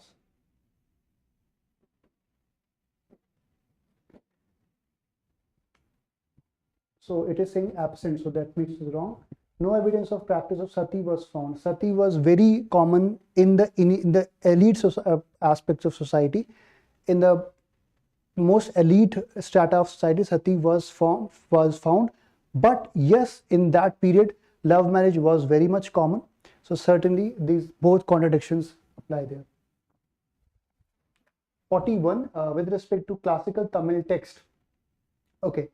With respect to Tolka PM was Sangam period. It was 1st century BCE. Silapadikaram was 6th century AD. It is the post Sangam period. Kundala Kesi was 10th century AD, post Sangam period. And Turumurai were 12th century AD, and it was by Shaivite saints, right? 12 volumes were created under Turumurai. So 1, 2, and 4, and 3. 42. With respect to reference to role of capitalists in freedom struggle, consider the following statements. Indian capitalists supported the Congress during Swadeshi movement. No, because in the Swadeshi movement, capitalists believe that the only way country can develop is through industrialization and the capitalism. So certainly that was not there. They did not support the Congress. Indian industrialists in large numbers signed the Satyagraha pledge against against the Rowlatt Act. Again, they did not sign that because again the same reason for that. Purushottam Das Thakur, Purushottam Das Thakur Das and Kovasji Jahangir, including Dwarka Das, formed anti-non-cooperation society to oppose the non-cooperation movement. That is correct. Indian capitalist class initially supported Congress in civil disobedience movement. Initially, they supported to get concessions from British, right? But when Gandhiji resumed the civil disobedience movement in 1932, they took withdrew their support. So that was the situation. So 3 and 4 are correct. 43. With respect to 3 roundtable conferences. So roundtable conferences, as we know, with respect to discussion of constitutional situation or constitutional question. What should be the way forward with respect to Indian Constitution? So these were these are the major area of roundtable conference. Sarojini Naidu attended only second roundtable conference. So did Gandhiji, only second roundtable conference. Tej Bahadur Sapru and B.R. Ambedkar are the people who attended all the 3 roundtable conference. Jawaharlal Nehru did not even attend any single roundtable conference. So only 2 and 5 is correct here. 44. With respect to measures to improve the conditions of women in British period, Bengal Sati Regulation Act was in 1929. Hindu Widow Remarriage Act was in 1956. Female Infanticide Prevention Act 1970. And the Age of Consent Act, we all know. Sorry, it is 1829, 1856, 1870, and then 1892. All between 1800 to 1900. So first, second, fourth, and third, 1829, 1856, 1870, and 1892. 45. With reference to sedition case against the Gandhiji in 1922, consider the following statements. Gandhiji was charged against sedition on account of, he was charged under IPC Act 124A, Section 124A, and he was charged not for launching non-cooperation movement, but for writing 3 articles in Young India. Also included with him, the Shankarlal banker, the owner of that newspaper, was also charged. So that is correct. That is incorrect, because he did not launch the non-cooperation movement and was not charged for that launching of non-cooperation movement. He was represented by Motilal Nehru in the court. He was not actually represented by anyone. So he pleaded guilty of all the charges under the IPC 124A. He was acquitted of all the charges. He was not. He was jailed for 6 years and he was later released after 2 years on health grounds. So that is the whole situation there. Again, repeating that, Gandhiji was not charged for launching non-cooperation movement, but for writing 3 articles in Young India. He was charged under IPC 124A, not represented by anyone, and was not acquitted, rather jailed. Right? 46. He was one of the first graduate of Bombay University, worked as a judge. Okay. He was member of Gopal Krishna. He was mentor of Gopal Krishna Gokhale. Associated with Prathna Samaj. As soon as we hear the term, we can rightly guess that it is M.G. Ranade. M.G. Ranade. He also set up Widow Remarriage Association. So D. 47. Hindu Patriot newspaper. was not by Dwarakadish Vidyabhushan, it is rather by G.C. Ghosh.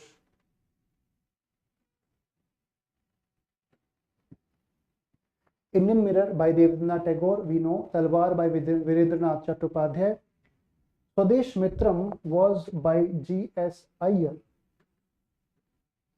And Virar Raghavachari actually was co-founder of the newspaper The Hindu.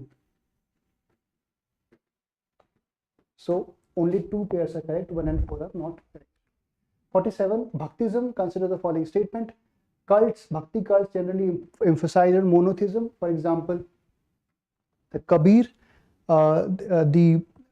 he emphasized on that. Sikh religion also, right? Chaitanya Mahaprabhu also. So that is correct.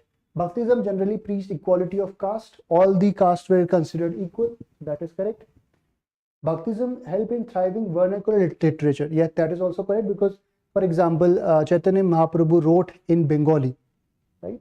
So that is correct. 1, 2, and 3. 49. Okay, inscription and its description. Rock inscription of Junagadh. The description does not fit because rock inscription of Junagadh, as we know, talks about Ashoka, talks about Rudradaman, who repaired Sudarshan Lake, and talks about Skandagupta. With respect to the word Hindu, it appears for the first time in Darius I in the Persian Iran.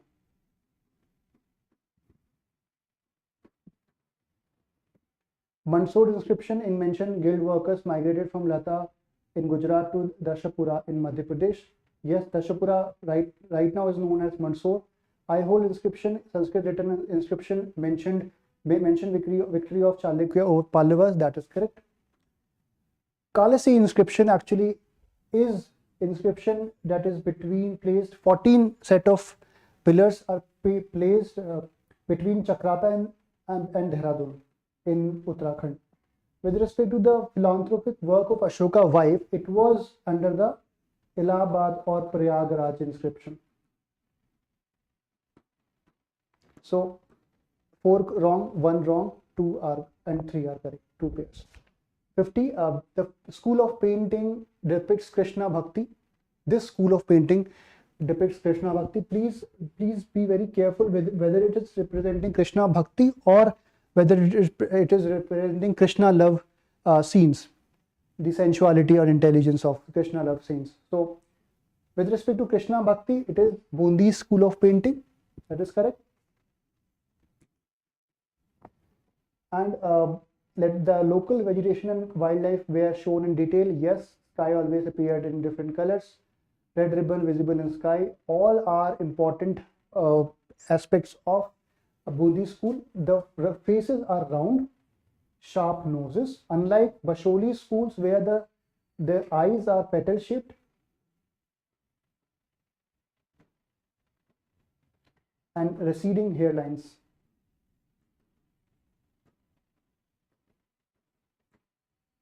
In Kangra school of painting, the Krishna, love and sensuality was the important theme there. Right? Tanjore painting, as we know, included is a form of Dravidian paintings and included gemstones, etc., and work of gold. Right? So this covers all the 50 question. Next 50 question would be taken by Kanish sir in a short period of time. Thank you very much.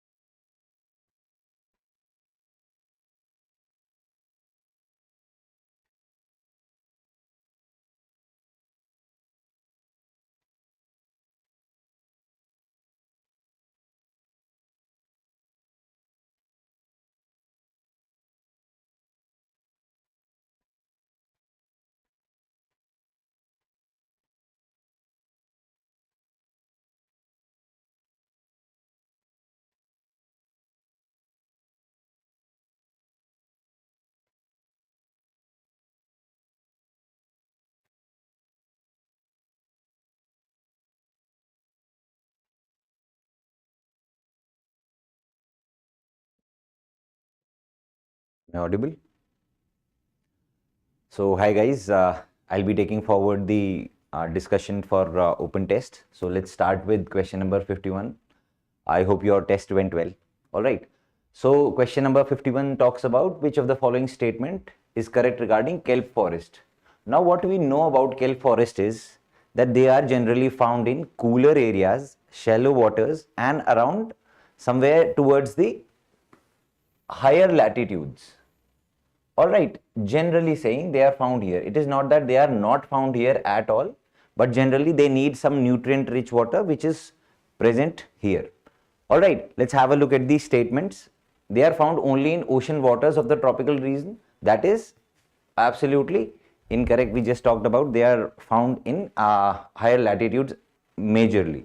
They provide food and shelter to a variety of marine species. This is correct. The reason being, kelp forests are made from brown algae. They are made from brown algae. So it acts as a food to them. So it becomes a habitat. Food and shelter it provides. So it becomes a habitat and it provides a great biodiversity. All right, moving forward, they thrive in warm and nutrient deficit waters. This is incorrect. As I told you, they are found in cool and nutrient rich waters. They play an important role in supporting water recreational activities. Just because this algae and the whole ecosystem and because of the biodiversity and because they are home to or habitat to lot of species, they become important for recreational activities like scuba diving, etc. Right? So fourth is also correct. And if at all you want to have a look at it, there are a lot of animated movies, which underwater movies like Finding Dory is one. All right, so I'll keep giving you these insights just to have that visual memory. That is very effective. All right, moving forward, consider the following statements regarding advantages of millets. So millets have been in news for quite a lot of years now, and we are already in 2023, which is being celebrated as International Year for Millets, and it has been declared by UN. It was requested by FAO in 2018 and 2023 was declared as International Year for Millets. Now what millets are? These are basically cereals which belongs to grass family. We naturally would have heard at our home talking about bajra, jowar, ragi, etc. So these are rich in nutrients and these are being promoted so as to deal with or let's say reduce or counter the hidden hunger problem. Hidden hunger problem. As we talk, whenever we talk about hunger, we talk about hidden hunger, we talk about malnutrition. So millets can be one form. All right, let's have a look at these statements. It may help to reduce greenhouse gas concentration in atmosphere. The reason being, this is correct, the reason being millets, they themselves, they act as the sequester for carbon from the atmosphere. So this is correct. If we talk about, let's say, rice, so it tend to, because of its cultivation in water, it tends to promote greenhouse gas emission in the form of methane, right? So first statement is correct. They are fairly tolerant to drought and some extreme weather environments. The reason being, these are cultivated in natural climate or environment. This leads to natural selection. Need not dwell too much into these technical terminologies, but they go through the process of natural selection. That is, the environment, within the environment, they themselves decide which particular species, which particular tree, which particular plant is doing well and good enough to sustain. So it is the fight to sustain, and natural selection is always better rather than artificial selection through human beings. So they become tolerant to drought, extreme weather conditions. So this statement is correct. They are completely resistant to pests. They become resistant to pests, but not completely.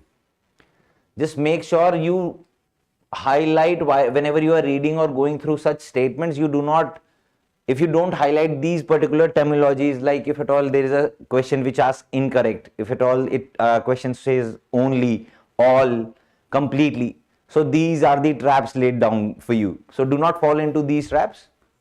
So skipping this, 1 and 2 is your correct option. Moving forward, so we are talking about a river which originates in Oxygen and flows through a narrow valley in Karakoram Mountains. It meets River Shok on Indian side of LAC. The river has flashpoints between China and India in their border disputes. Do I need to tell this? This is very much prominent and has been in the news. Just because of this, you might have definitely got this right. All right, this is Galwan River. Do read about where other rivers originate, what are their points, which to which river they are tributaries. All right. Okay, so moving forward, 54th question. Which of the following statement is incorrect? So whenever you read such kind of keywords, do highlight this. Just a second. Yeah. So which of the following statement is incorrect regarding season for retreating monsoon?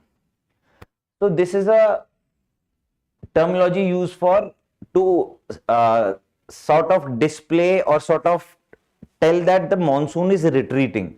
It is not the actual case, but this is how phenomena is explained. So we know that from June onwards, southeast or southwest monsoon hits India. Because of that, there is low pressure zone here. So there is a lot of rain from, let's say, June to September. But towards the end of September, we start witnessing the northeastern monsoon.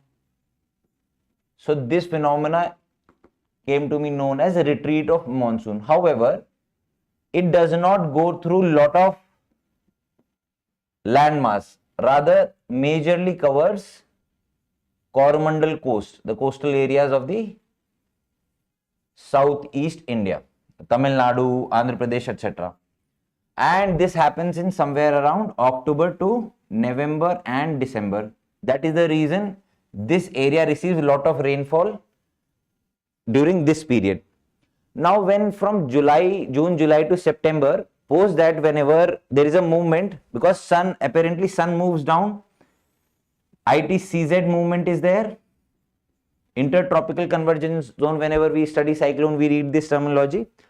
So this pressure zone tend to move downwards and it eventually somewhere settles in here, creating October heat in the northern areas. All right, when low pressure zone is here, it tend to create a cyclone depression.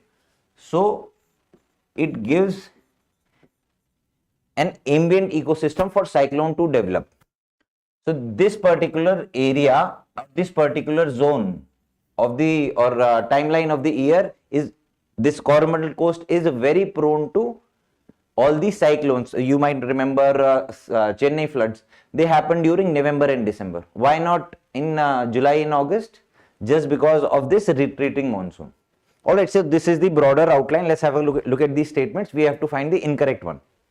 This monsoon is characterized by intensification of low pressure conditions over northern plains. This is incorrect. This is not for the retreating but the southwest monsoon. So first statement itself is correct. That would be your answer. Let's have a look at the statements. It is marked by clear skies and a rise in temperature. Yes, just because low pressure zone is created here, so it goes on to clear the skies because the warm water rises, warm air rises, and a temperature rise is also witnessed. So second is correct. Occurrence of destructive cyclones, as we discussed, this is that period where retreating monsoon zone creates a area for destructive monsoons. All right, last statement. During this season, southeastern coast in the country receive good amount of rainfall. Yes, that is what we just discussed. Okay, so A is your incorrect one. which of the following rivers originate within the territory? So we need to just know where Jhelum is. It originates somewhere in Pir Panjal range near Kashmir. Satluj, we know that this is LAC, then there is Lake Mansarovar, then there is also Lake Rakas in Tibet we are talking about, right? So it originates somewhere around here and crosses into Himachal Pradesh through Shipkila.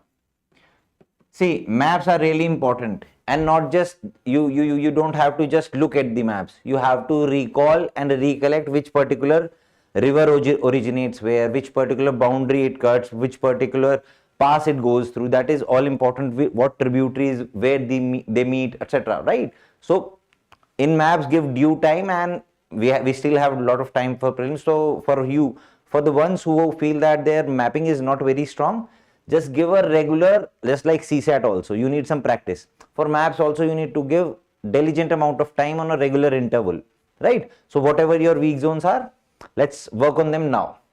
So second does not originate in India. Yamuna River, we know that it originates in Uttarakhand, Yamunotri Glacier.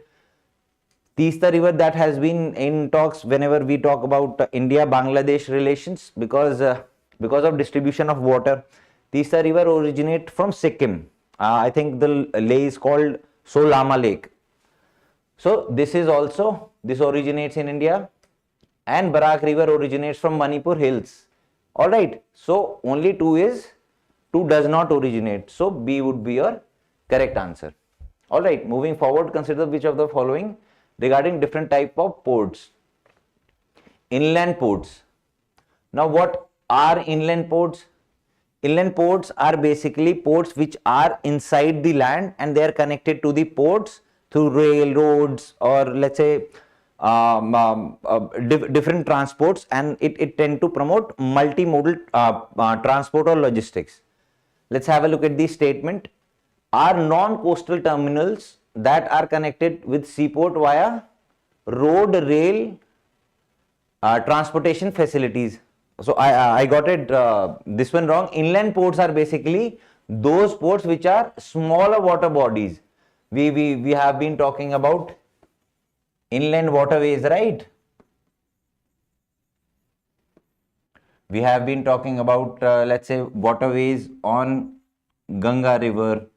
We have been talking about Kolkata port, right? So those are the ports which are connected towards the to the main ports and are situated on water bodies like rivers and lake. So these are the inland ports. And what I talked about earlier was those were the dry ports.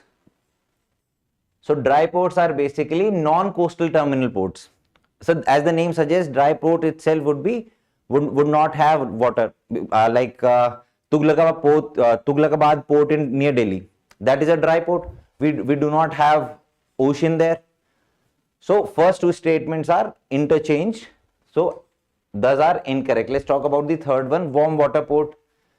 So whenever we discuss about warm water port, we tend to have a look at Russian foreign policy. They have been fighting for these warm water ports, and their policy is driven by these ports only. Like for example, they have been intruding into Crimea region. They want a port, warm water port, which is active and which is, as the name suggests, which is not freezed during winters. So all weather ports. So that is the reason they ventured into Black Sea, and that there is also somewhat a reason with NATO regarding Russia-Ukraine war. All right. So third statement, where water does not freeze in winters. Third statement is correct. So C is your correct option. All right.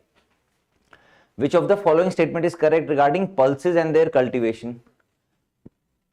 All right. So government has been providing or promoting pulses, like let's talk about gram. They have been promoting urad.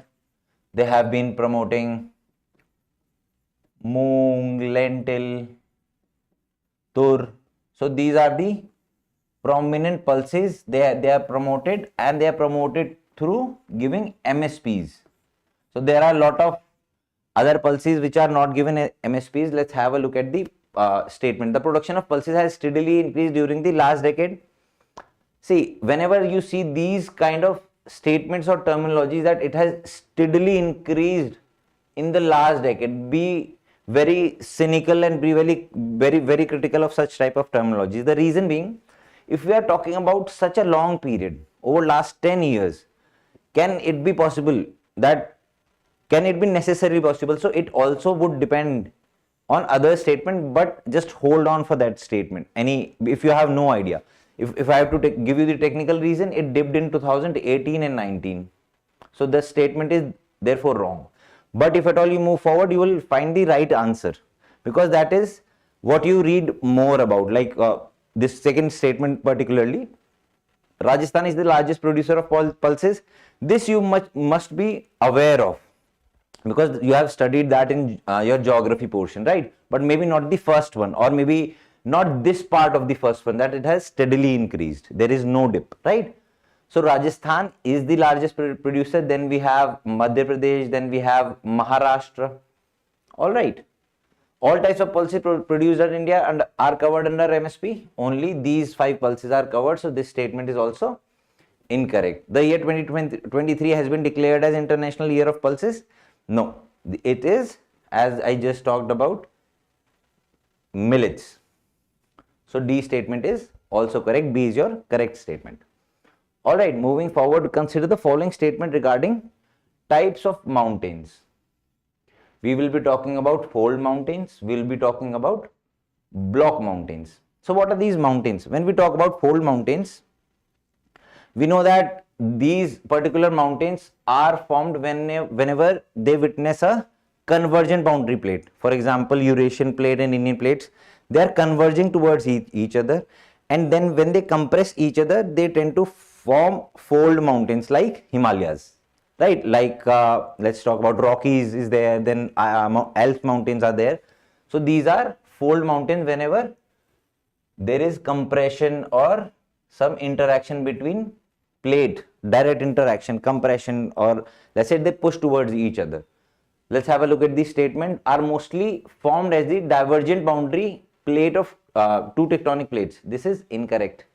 The reason being, they are formed on the convergent boundary of 2 tectonic plates. Block mountains. Now whenever we talk of block mountains, we know that there is generated a fault due to tension, or I must say due to compression, and due to which this pressure or tension, they become a fault. They tend to create a fault and they move up and down. So this might move down and this might move up, or the other way around. They are created due to development of faults within the earth crust. This is correct. The Aravallis range is a residual mountain. Now what are residual mountains? As the name suggests, they have been residual. They are the leftover mountains. They have been existing for large amount of centuries or years, right? So Aravalli is a very old mountain as compared to Himalaya is a very new mountain, and it is a fold mountain as well. Now residual mountain, particularly if at all there is a mountain, it is fresh, let's say Himalaya, when if at all Eurasian and Indian plate starts receding, so Himalayan and they stop over a time, Himalayan mountain itself would eventually erode. They would give up some of their material from the top to the bottom and will settle down somewhat steady. So that would be it might eventually become residual if at all there is no movement. All right, so third statement is also correct. All right, moving forward, so we'll be talking about natural farming here. Since last year, since Pradhan Mantri himself has promoted zero budget natural farming, and this has been very much in news, though there are apprehensions regarding that, there are criticism as well, but it has become a very prominent and probable topic for your prelims and as well as your mains. So read this very carefully. This is a traditional farming method that is generally that generally excludes all synthetic chemical inputs. This is correct. So what natural farming tends to do is it tends to minimize human interference. It tends to minimize human interference, and it tends to minimize all the synthetic and chemical inputs. I'm not saying it is zero, but they use it very cautiously if at all required. All right, and they tend to promote all the natural ways of cultivation. However, the crops survive. When I talk about human interference here, I also talk about there will be no weeding, or there will be no, let's say, plowing, etc. Right? Let's have a look at the statement. So first one, we just discussed is correct. In natural farming, the activities like plowing, tilling of soil and weeding are not performed. That is also correct. NABARD has launched a Jiva program to promote natural farming. So NABARD has launched this particular program last year, I think in February 2022. So what this program does is it tends to promote natural farming wherein the areas there where commercial farming or cultivation is not possible. So they'll be able to utilize natural farming technique to promote the production. So third is also correct. Let's have a look at the next one. It is a warm ocean current. So we have given several ocean currents and we have to find a warm ocean current on the western coast of Australia. I don't think we need to go further. We know that it is Leuven current, right? If we talk about other, because we are talking about this particular statement gave it all, right? Agulhas is on the eastern front or is on the eastern coast of Africa. Then Benguela is on the western coast of Africa. Crucio is it is a warm current in the northern Pacific region. Okay, so B would be your correct answer. With the reference to atmospheric rivers. See, these are this name is given to the rivers of the sea, the sky rivers, so as to say, because they contain in the sea or in the atmosphere, it is visible like a moisture containing element or a ray of moisture is being traveled from lower latitudes to higher latitudes. It is also a way of shifting moisture to higher latitudes. So it came to be known as atmospheric rivers. There are river of atmosphere, concentrated moisture in the atmosphere. Let's have a look at the first statement. They are narrow band of concentrated moisture that travels to the atmosphere. Yes. They transport water vapor from polar region towards mid latitude. That is the other way around. So this statement becomes incorrect. A is your correct option. They tend to promote from mid latitude to higher latitude. Going forward, 62nd, consider the following statements.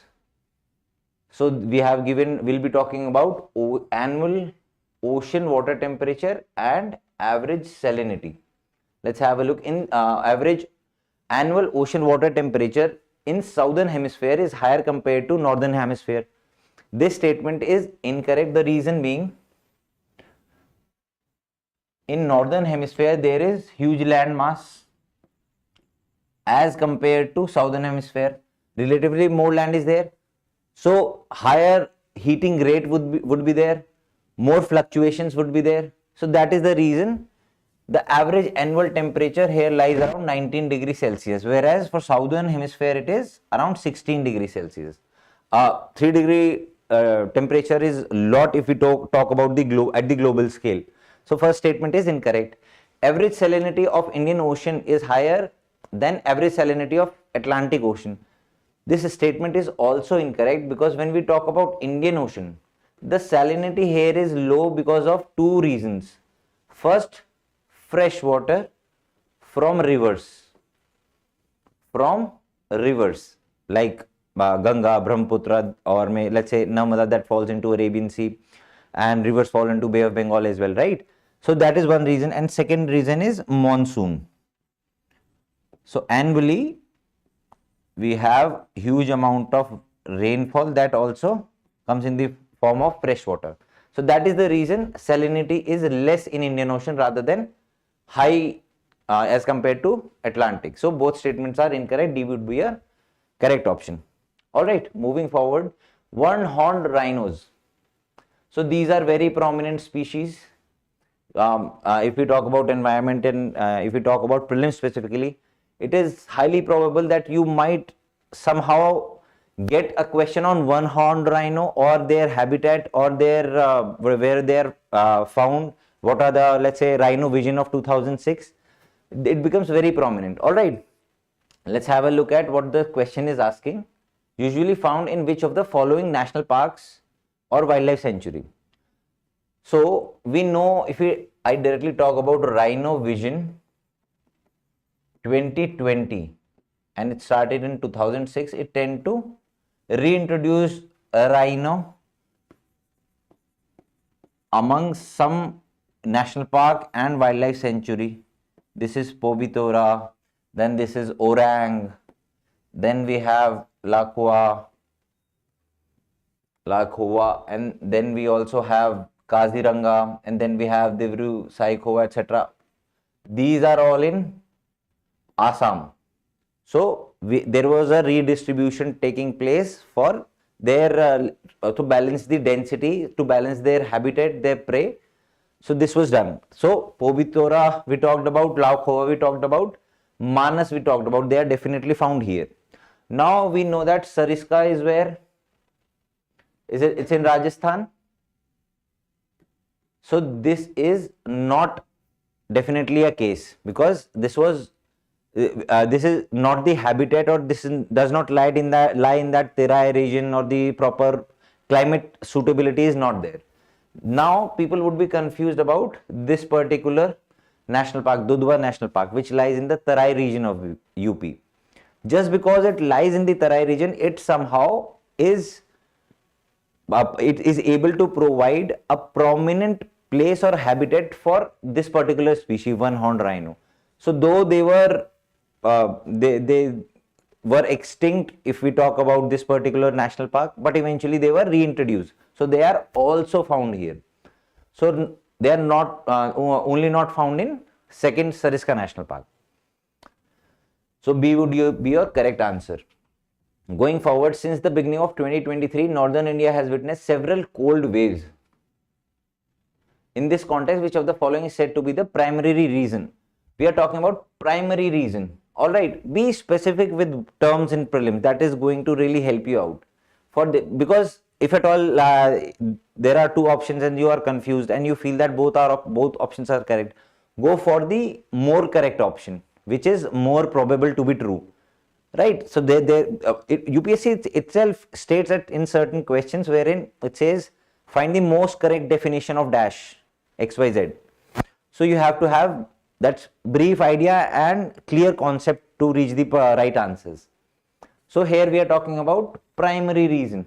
All right, now what cold waves are? If I have to define the cold waves as IMDb does, it is if the temperature goes on less than 4 degrees Celsius, or if the temperature goes on less than 10 degrees Celsius but with a drop of 4.5 degree to 6.4 degrees. So this becomes a cold wave. So the primary reason when we are talking about northern India here was the fog formation.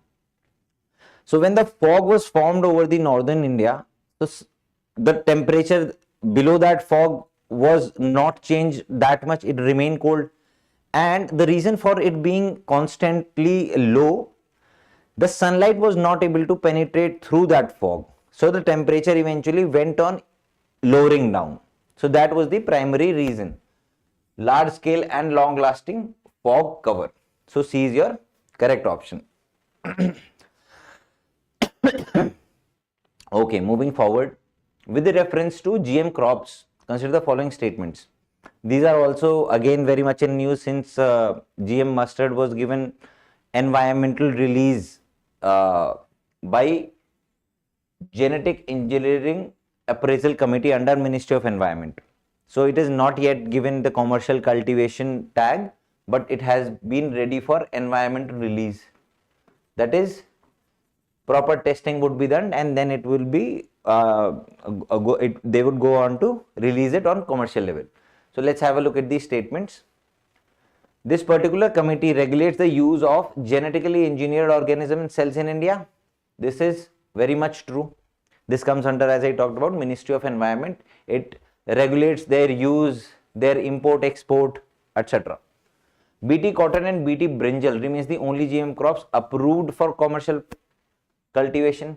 BT brinjal was never approved. It was very much in news for last couple of years also that it must be promoted, but instead of that, GM mustard has been given this environmental release. Why GM mustard? Because it is, we are not dying of, I'm broadly saying this statement, we are not dying of food insecurity. We are dying of because of economics. Because lot of imports are being made by India, like edible oils, soya oils. So for that matter, to reduce that import bill, it has been one, this is one of the primary reason. All right, let's have a look at this. So second statement becomes wrong. Imports of all GM foods in India are banned under Foreign Trades Act of 92.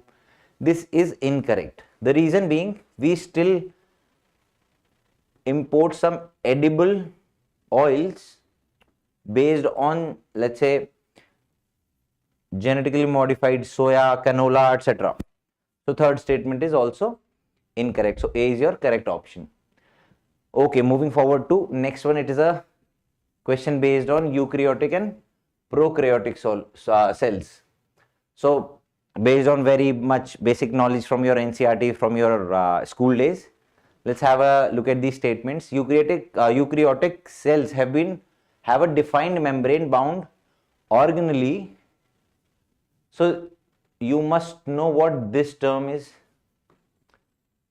Membrane bound organelles, while these organelles are absent in prokaryotic cell. This is the major difference between the two cells. Eukaryotic cells have these, and these are, let's say, we talk about organelles like mitochondria. We talk about nucleus, etc. Right? So these are present in eukaryotic cells under this membrane bound organelle. So first statement is correct. Compared to eukaryotic cell, prokaryotic cells have more complex systems of genetic regulation. This particular statement is wrong, because when we talk about eukaryotic cells, they have to go through a lot of complicated procedures like transcription, and their DNA is in their nucleus and in mitochondria, etc. But for prokaryotic cell, it is very simple. Reason being, it lies in, all their genetic information lies in single circular cytoplasm. So that is the reason this statement is incorrect. Prokaryotic cells are found in organisms such as bacteria, and while eukaryotic cells are found in organisms such as plants and animals. So this statement is correct. Eukaryotic cells are found in plants, animals, fungi, and they are found in bacteria. So 1 and 3 are your correct option. D is your answer. All right, moving forward. In the present context, we talk about applications of synthetic biology, synbio. So as the name suggests, when we talk about synthetic biology, it is made up of two terms, synthetic and biology. So it is the amalgamation of artificial synthesis, so as to say engineering. This might be genetic engineering, this might be use of computer engineering, analytics, etc. and biology. To be precise, molecular biology, because we do that at the molecular level. So what are their correct applications? Modifying the DNA of an organism can be done by this. Yes, this is what genetic engineering is, or let's say gene editing is. Production of biofuels is the application of this only. because from plants, certain types of plants, we are producing them as fuels. So second statement is also correct.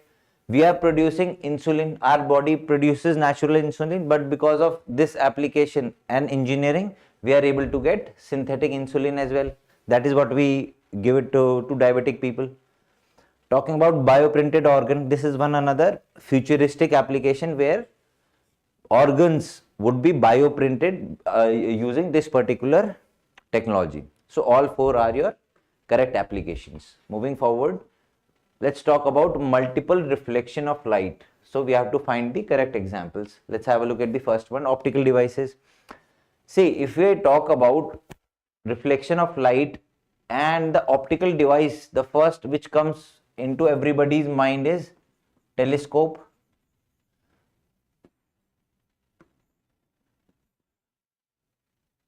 Avoid, if at all I am not able to present it well, just get the idea. So this is the broader idea of how the telescope works, right? So from here we have a look, and this is the space to say, and the light comes from here, and this is a lens, and this is again a reflecting lens. All right, so this is the multiple reflection of light. It is working on this particular principle. So this is correct. Speech intelligibility. So this also works on multiple reflection, but not of light, but of sound. So just know that where sound multiple reflections are there, what, like example, echo is there, or let's say sonar is there, etc. Right? Then if I talk about the fourth one, also noise control, this is also based on multiple reflection of light. So second and four are incorrect. Let's have a look at the third one, holographic security system. The reason it is correct is, if you have gone through, let's say, some documents, let's say your ID, let's say your some professional document, etc. So for security purposes, so that it cannot be counterfeited, so they tend to give some tag which somehow at different angle tend to reflect different colors, or at least it is visible like that. So it has some coded language, some images there, etc. It depends on the person or the particular industry which is using it. So that is the holographic security system. It is based on light itself, and because of light, those different colors are visible. Let's have a look at the fifth one, medical imaging and diagnostics. So this is correct. Reason being, you might have heard someone, or you might have someone from your family or some known person might have gone through endoscopy. Endoscopy is basically whenever a particular device or a rod, plastic type rod in front of which there is camera, is put into your mouth, and they tend to look into your esophagus, your lungs, etc. to certify a particular disease, to diagnose and treat that particular disease. So endoscopy, from bottom down, that it is only due to light that image from inside is able to transfer onto the screen or onto the lens. So fifth statement is correct. Long distance telecom communication. We have been talking about fiber network. We have been using geo fiber network. They are laying down networks. So fiber itself work on multiple reflection of light, right? So sixth statement is also correct. Second and four are the only ones which are not correct. So C is your correct answer. All right. Moving forward with reference to food fortification. So whenever we talk about fortification, we know that we are somewhat talking about giving or promoting or enhancing the nutritional value of a particular food. Fortification means that only. So government have been promoting nutritional value of certain foods, like foods or edible products like salt. Iodine is being added, and it has been mandated since 2011. Milk, it is being promoted that vitamin D should be fortified within milk itself. Then rice is also there, wherein iron is being promoted and folic acid is also being promoted, so that it can be given to women directly and they do not have to eat tablets from oral means, right? Then we also have, let's talk about wheat also is there. Then we also have some edible oils are there. So basically government has been providing fortification for these particular products. Let's have a look at these statements. In India, Ministry of Consumer Affairs, Food and Public Distribution is nodal agency for rice fortification. This is correct. So because of we are promoting consumer affairs, we are fortifying, we are giving the nutritional value, just giving you the meaning of it, and we are promoting rice, fortified rice through PDS, directly given to women, lactating mothers, etc., pregnant women. So this statement is correct. Let's have a look at the second one. FSI has made fortification of milk mandatory in the country. So it is promoting though, but it is not mandatory yet. What is mandatory is fortification of edible oils since 2018 also, right? The sale of common salt in India is not permitted for direct human consumption unless fortified with iodine. As I talked about, since 2011, this is also the case. Let's have a look at the fourth statement. The plus F logo has been notified by this agency as to identify these foods, fortified foods. So this is correct. They have to provide this particular logo on the product. So 1, 3 and 4 are correct options. With the reference to human immune system. So human immune system we study in our science, basic sciences, that it is a complicated system where different cells like T cells, B cells come into play. Now when we talk about B cells, because this statement focuses on B cells and T cells, so these are basically the production house of antibodies, and when they produce antibodies is decided by T cells. So they give us signal in the form of cytokines to produce an immunoresponse and to go on to build antibodies to protect the body from outside pathogens. Alright, let's have a look at the statement. Both B and T cells are produced in the bone marrow present in human body. That is the basic science. Yes, they are present in bone marrow. T cells create antibodies. This is wrong, we know that. B cell create that, which prevents the pathogen from entering the host cell. So second statement is incorrect.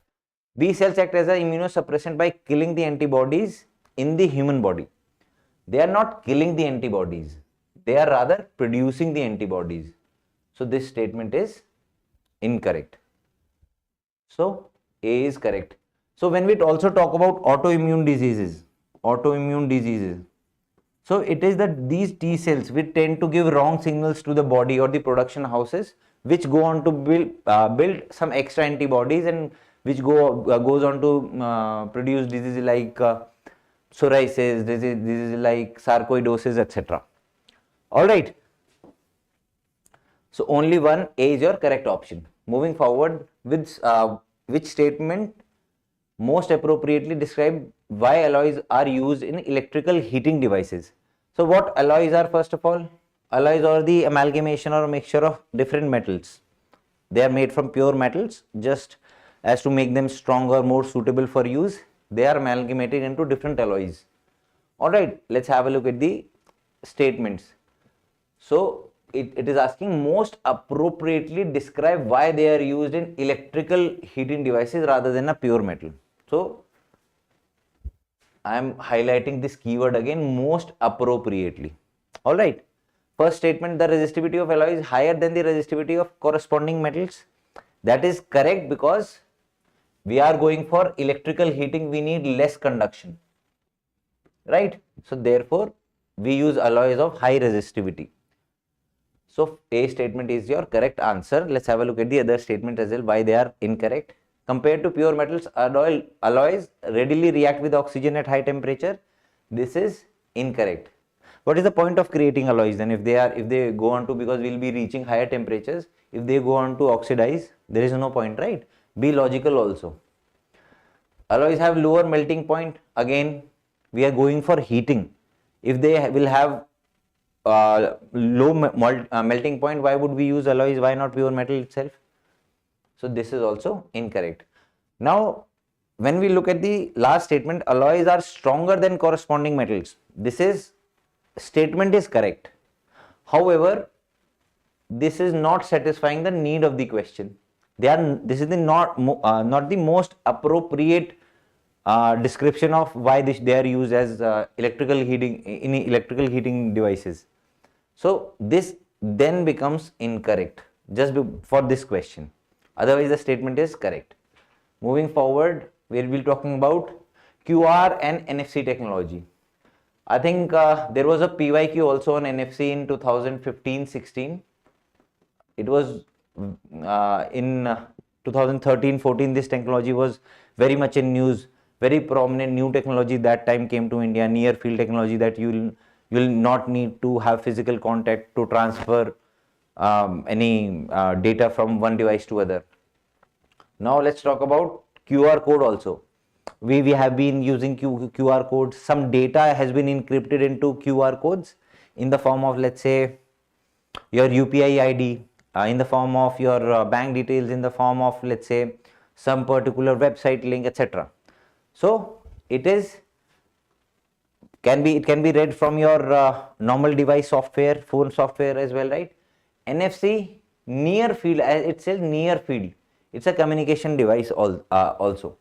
Let's have a look at the statement by this limited knowledge. While QR codes can store information in themselves, and NFC cannot store information. That is correct. It is just used for transfer. Here in QR code, your knowledge, your data is encrypted into something where it is readable and decrypted later. So first statement becomes correct. While NFC uses radio waves, this is correct, the first part. QR code uses infrared radiation. Nowadays, if you are aware that infrared is not coming in phones, they are not providing infrared, then you will get this question correct. So second statement is correct. Infrared is used in barcode scanners.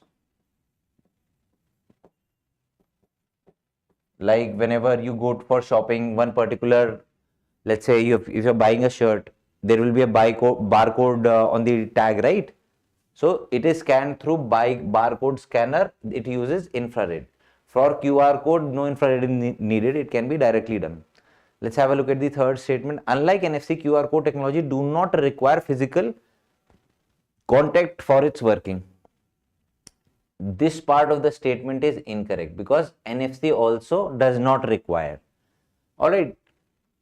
So third is also incorrect. Only one is correct. A is your correct answer. Moving forward, we'll be talking about Indian Biological Data Center.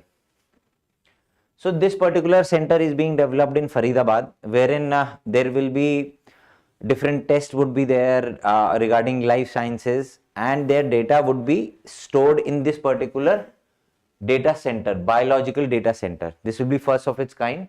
Let's have a look at the statement. Data center is funded by DBT. Yes, this center will store all life sciences data generated from publicly funded. Just make sure you remember this term, publicly funded research in India. It will help determining the genetic basis of diseases for vaccine. All three statements are correct. Alright, moving forward. Which of the following statement is correct with respect to lead poisoning? So whenever we talk about lead poisoning, it is very much prominent in a lot of zones where groundwater has this lead poisoning, and it goes on to promote some permanent, rather than promote, it goes on to give in or inflict some permanent injury, which is not reversible, or which is not reversible in its to its purest or back to the normal form. So let's have a look at the statement. The harmful effects of lead poisoning can be permanently cured. This is not yet correct. This might be in the coming future, we might develop such technology, but not yet. Currently, vehicular emission is the single largest source of lead pollution. This is incorrect because in 2000, India phased out lead in petrol, use of lead in petrol. So this is incorrect. According to UNICEF report, around 1% of children in India are poisoned with lead. This is a factual though, but you should also be aware of this particular, if you are reading about this topic, then you will know that hazily some idea that not only 1%, there is a huge amount because it is contaminated, lot of contamination is there. It is somewhere around 50%. So C is also correct. Lead poisoning among pregnant women can affect the fetus. This is correct, because if at all once you are poisoned with lead, then it goes on to be stored in your bones, in your teeth, etc. And when the women get pregnant, it is released back into blood and it can travel to their fetus. So D is your correct option. Which of the following are correct with respect to properties of ammonia as fuel? Let's have a look at the statement. It is used in the production of clean energy, is called green ammonia. See, if at all it says green, it does not mean that it will produce clean energy. Not always. If at all something is produced using clean energy, that can be green, and that is the case here. Green ammonia produced through renewable energy will be called green ammonia. Ammonia as a fuel emits zero amount of nitrous oxide. This is, as the statement is extreme also, it is not zero, rather it is greater than fossil fuels, the amount of nitrous oxide it produces, nitrogen oxide. So second is also correct. Ammonia has higher energy density than conventional marine fuels. This is incorrect. It is a factual question. It has low energy. Storage of ammonia is easier than hydrogen fuels. When we talk about hydrogen fuels, we know that it has to be stored in less than minus 250 to 100 degrees Celsius, and ammonia only required minus 33 degrees Celsius. So this is easier to store. D would be your correct option. Which of the following statement is correct with respect to the launch vehicles of ISRO? Let's have a look at the launch vehicles. PSLVs are used exclusively to launch satellite into polar orbit. Is PSLV only used for polar orbit? This is incorrect, because they are also used for geosynchronous orbits, etc.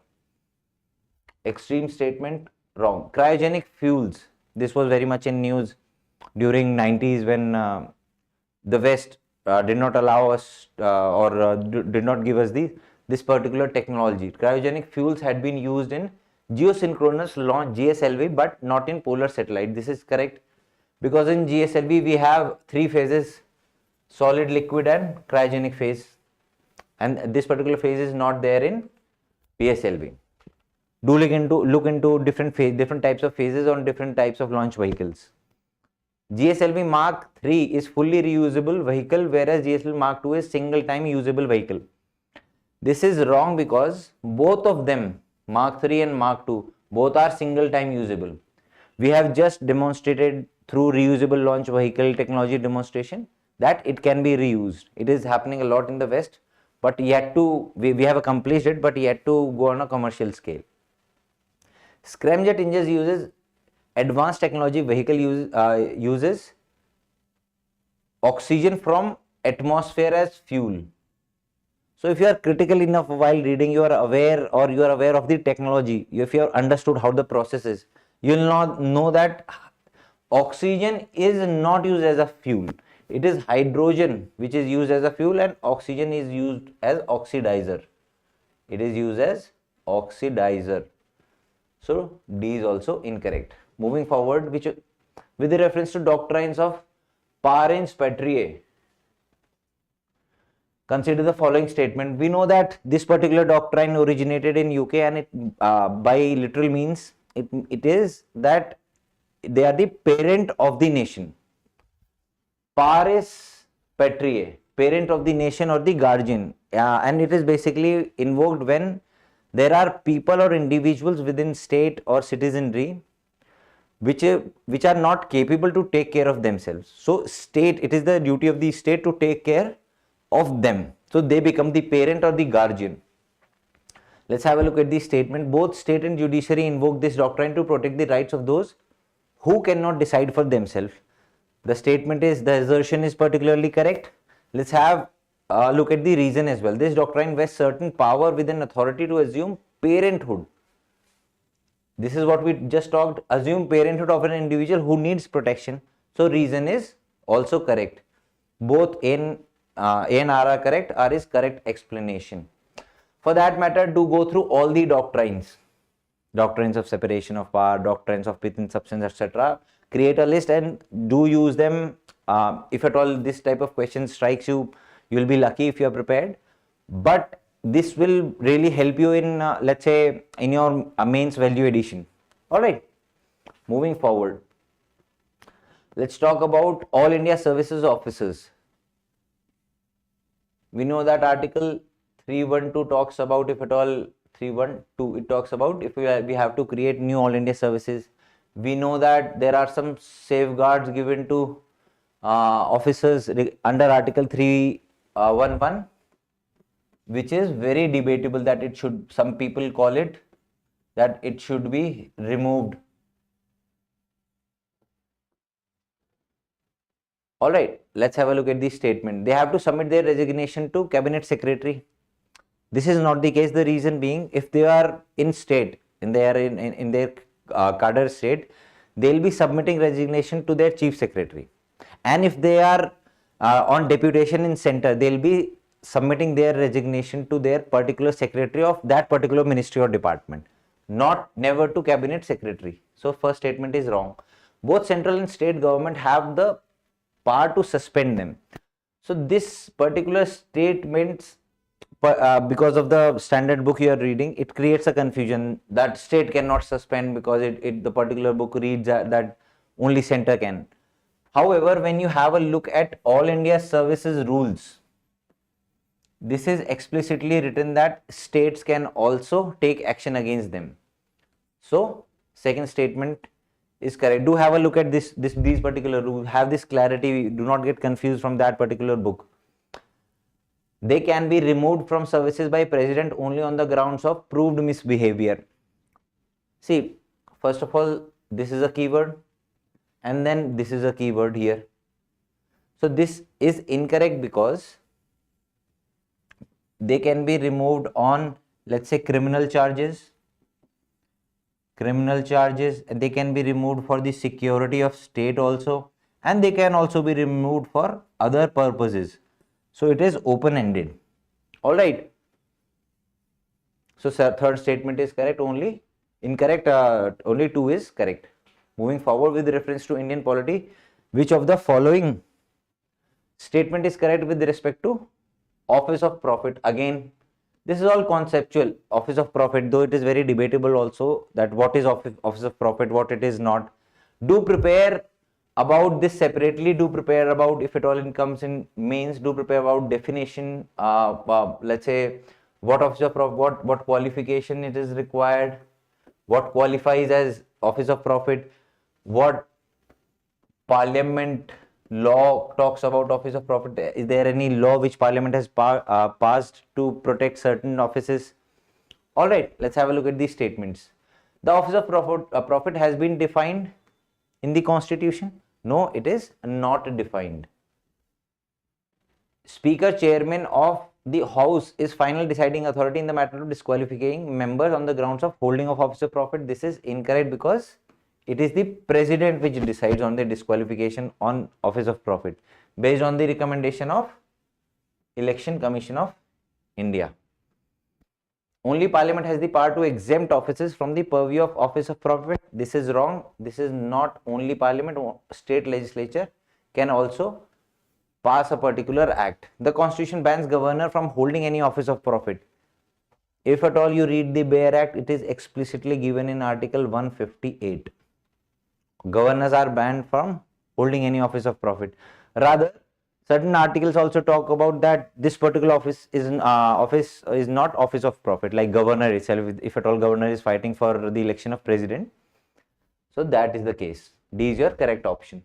With the reference to horizontal and vertical application of rights, when we talk about horizontal and vertical application of rights, we know that we have talked about social contract theory.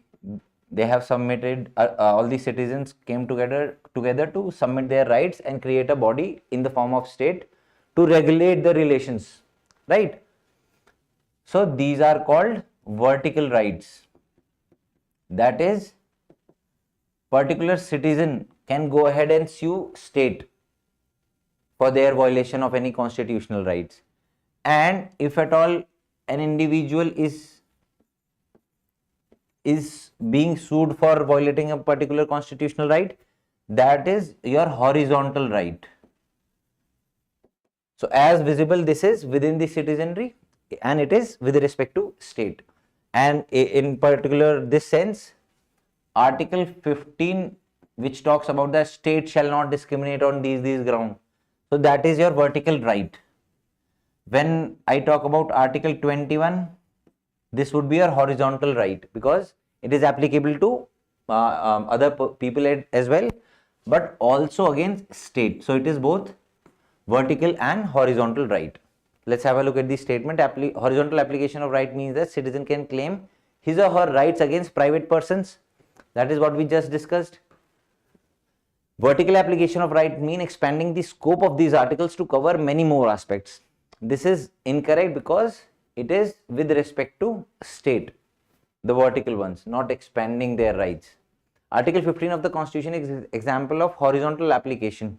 It is the example of vertical application, whereas Article 21 is an example of vertical application as well as horizontal application. So third is also incorrect. B is your correct option. Let's talk about citizenship. Having a look at the statement, the term citizen is defined in the Constitution. No, it is not defined. See, they have provided some qualifications and some eligibility criteria or how they can achieve citizenship. But that does not mean that they have defined what citizen is, what citizenship is, right? So a citizen is basically when they are a part of the citizenry, or there is a particular relation between a individual, a private person and a state, right? And you know the definition of technical definition of state, that there should be land, there should be particular government, there should be sovereignty, etc., right?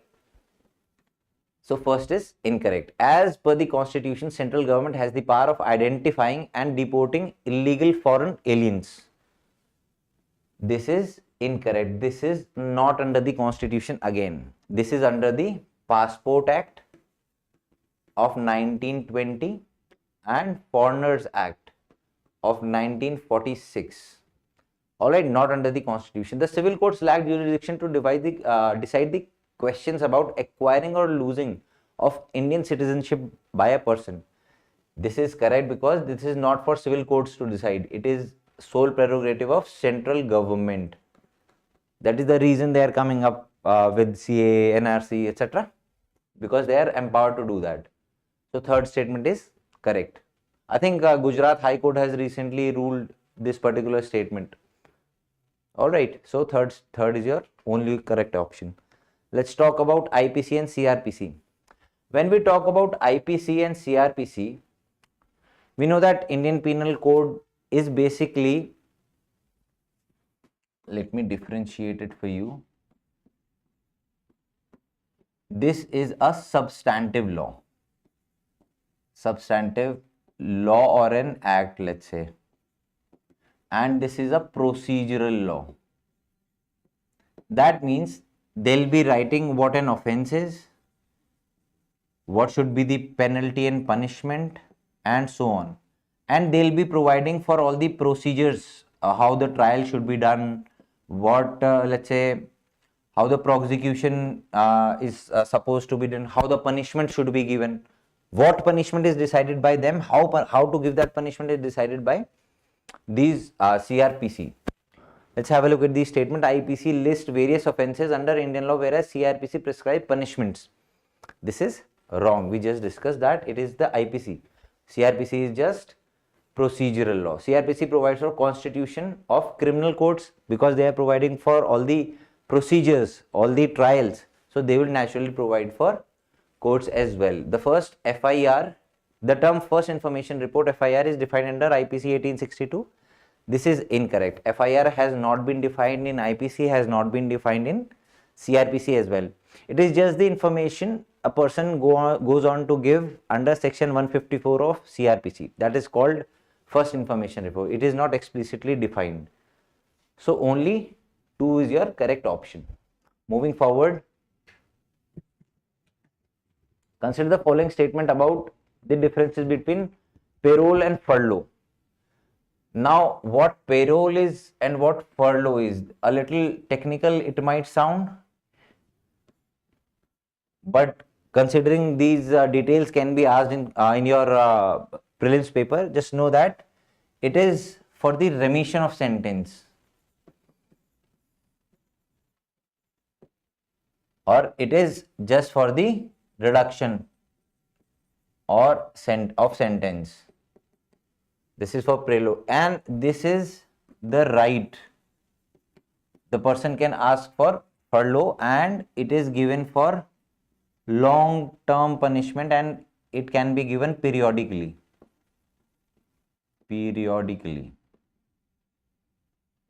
And whenever the person is on leave or outside, their number of day outside are also counted within their whatever their sentence is. On the other hand, for payroll, it is neither a right, and it is given for short term sentences only, and their period is also not counted. For payroll, the authority needs a reason. Like, for example, a person wants to attend sister's marriage, or father's demise, last rites, etc. So that can be a reason for giving payroll. But for furlough, there is no requirement for a reason. Both are obviously decided by the state, but this largely is a right. Let's have a look at the statement. Payroll results in suspension of sentence, whereas furlough results in remission. This is reduction or suspension altogether. So this statement is correct. Payroll is matter of right of a prisoner, whereas furlough is not. Yes, we just know that payroll is not a right, furlough is a right. Payroll is usually granted in short-term detention, furlough is granted in long-term detention. Yes, payroll is granted for specific reason, whereas furlough can be granted without a specific reason. Yes. So I think this particular comparison will sort this question for you. So C would be your correct option. Talking about Agnipath scheme, let's have a look at the first statement. Will be given Agniveers will be given contributory life insurance coverage for period of their engagement with armed forces. This is non-contributory. They do not have to contribute. So first statement is incorrect. After completion of service, only 25% will be retained for permanent commission. Yes, 75% will have to leave after 4 years. 4 years is the period for their short service. Agniveers are not entitled to gratuity. This is correct. They are not entitled to gratuity. They are not entitled to pension, etc. So third and second are correct. B is your correct option. With the reference to budget, consider the following statement. As per the constitution, it is mandatory to distinguish revenue expenditure from expenditure in the budget. If you read the Bayer Act, Article 112 Clause 2 explicitly talks about distinguish revenue expenditure from other expenditures. So that is one benefit of reading Bayer Act. Do very consistent with polity, do read it parallelly. That is going to help you in prelims. That is going to help you remember for mains whenever you go and quote the articles, right? Fees and penalties we know are non-tax, but it says tax, so this is wrong. Fees and penalty falls under non-tax revenue. Contribution, if any, made to the contingency fund of India are included in the capital account of the union budget. Yes, because it goes on to contribute towards capital expenditure. Alright, so 1 and 3 are correct. With the reference to committees in the parliament, consider the following statements. So we have 3 committees: Business Advisory Committee, General Purpose Committee, and Rules Committee. Let's have a look at what the statement says. The committee which regulates the program and timetable of the house, that is the business advisory committee. It is not done by general purpose committee. And what is the role of general purpose committee? It is dealing with the matters which do not fall under within the jurisdiction of any other parliamentary committee. As the name suggests, general purpose, right? So no specific purpose like program and time. And talking about rules committee, it deals with the procedure and conduct of business. This is correct. Very straightforward question. With reference to enforcement directorate, consider the following statement.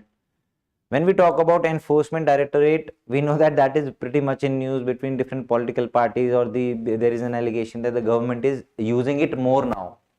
So it becomes very important for you to prepare for these organizations.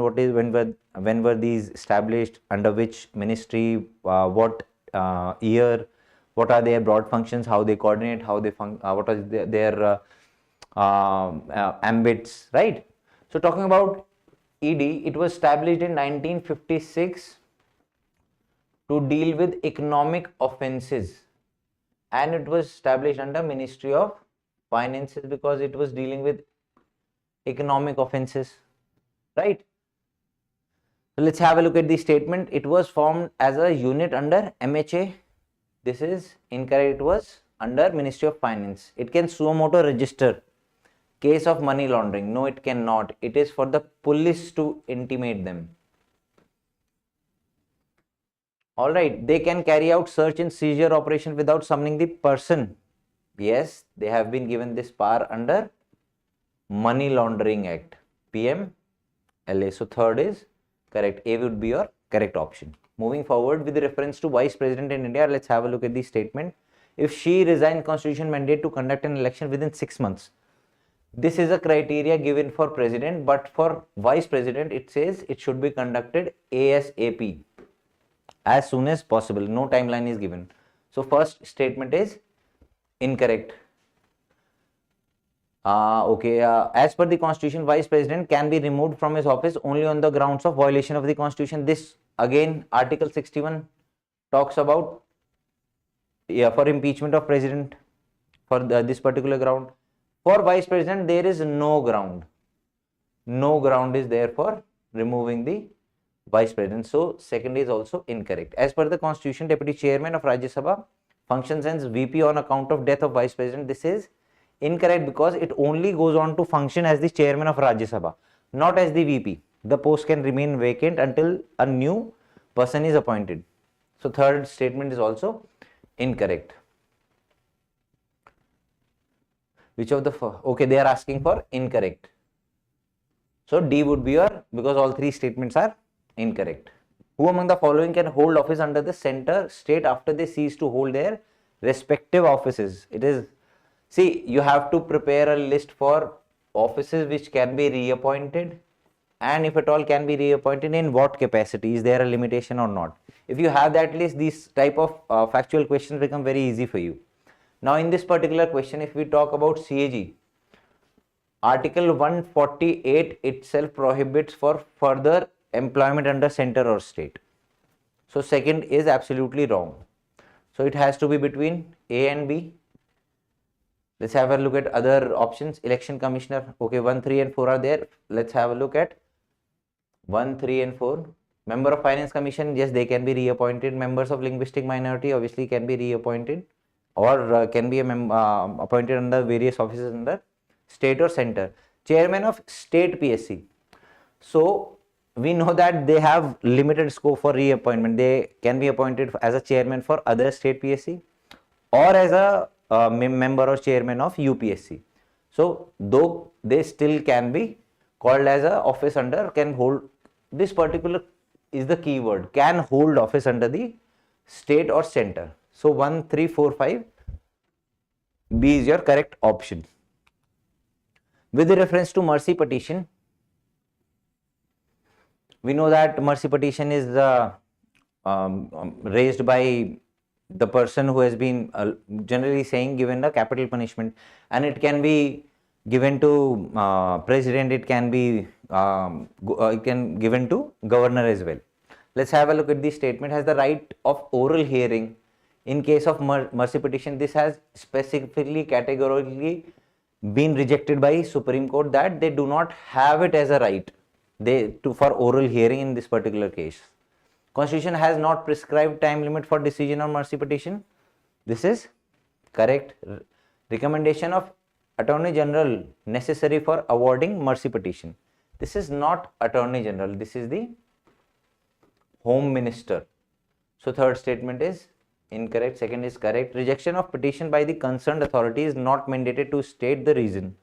So if at all President is making a decision, acceptance or rejection, he might not state a reason. So fourth statement is also correct. B is your correct option.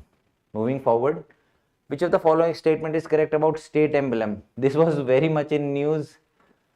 I think last year on the new parliament building, some changes were a new state emblem or the new form of state emblem was put on the new parliament building, and it was very much in news because the opposition was crying foul regarding that they have changed the structure, they have changed the mouth of the lions. We know that state emblem is based on Sarnath lion capital, right? On the Ashoka statue, there are 4 lions sitting side to side each other. Let's have a look at the statement. Constitution of India has provided guidelines for regulating the proper usage of state emblem. No, it is not. Rather, an act was passed in 2005, State Emblem of India Act regulation, right? I think there were 2000 there were rules regarding the same. All right, the central government of India can amend under this particular act. Central government was empowered to amend or alter or modify the state emblem. Constitutional authorities like president, vice president can display the state emblem of India in place of number plate. This is revealed by an RTL that this is a violation of this particular act. So this cannot be done. They cannot display it on their number plate. The state government in India cannot adopt any emblem as the official emblem of state other than state emblem of India. This is incorrect. This is under the rules. States have been empowered, and states, lot of states do Google about it, that what your particular state is, what is that, is there a state emblem for that? If not, what states have those emblems and what are those emblems, right? So we are talking about in India cannot adopt, but they can adopt. So D is your incorrect option. B is your correct answer. The Supreme Court of India, which of the following statement is incorrect regarding full court meeting? So now recently, the new CGI, when he took over this office of CGI, he called for full court meeting. Now what is full court meeting? So it is a meeting for all the judges wherein they come openly, and it is a discretion of CGI to call upon this meeting. No other judge can do that, and it is for judges to come upon, and it is all democratic wherein all ideas are taken and the issues regarding national importance or for judiciary itself, what all, how to move forward, like pendency of cases, how to deal with that, etc., can be discussed. This is open-ended, not defined anywhere. Let's have a look at the statement. It means meeting. We are talking about incorrect statement, right? It means the meeting attended by all judges and administrative staff. Administrative staff is not there. So A would be your correct answer. Incorrect, correct. All right. There is no written rules dealing with the provisions of full court meeting. This is correct. There is no written rules. The meeting is conveyed at the discretion of CGI. Yes. It is aimed towards arriving at common solution to deal with problems of Indian's legal system. All right. So A is your answer. Consider the following statement regarding various grants provided to states. Now we have different grants. We are talking about statutory grants. Then we have discretionary grants. Now when we talk about statutory grants, Article 375 talks about statutory grants, and when we talk about discretionary grants, Article 282 talks about discretionary grants. Now what are these particular grants? So these are grants given by Parliament to some states on their own discretion. Here also the term discretion is there, though it is statutory, but here also discretion of Parliament applies, and it is done on the recommendation of Finance Commission. All right. Now, what is the difference with discretionary grants? These are also, as the name suggests, discretionary, but these are given by center or state. It is their discretion. If you go and read about this particular article in your Bear Act, it talks about when I talk about some state, they can have different levels of let's say grants, types of grants or amount of grants depending on their need. It is for the parliament to decide. And they also mentioned that for upliftment of ST population or welfare of ST population or administration in ST areas or scheduled areas. So these keywords are already mentioned under Article 275. Let's have a look at these statements. Are made compulsorily for every state, but discretionary grants are not.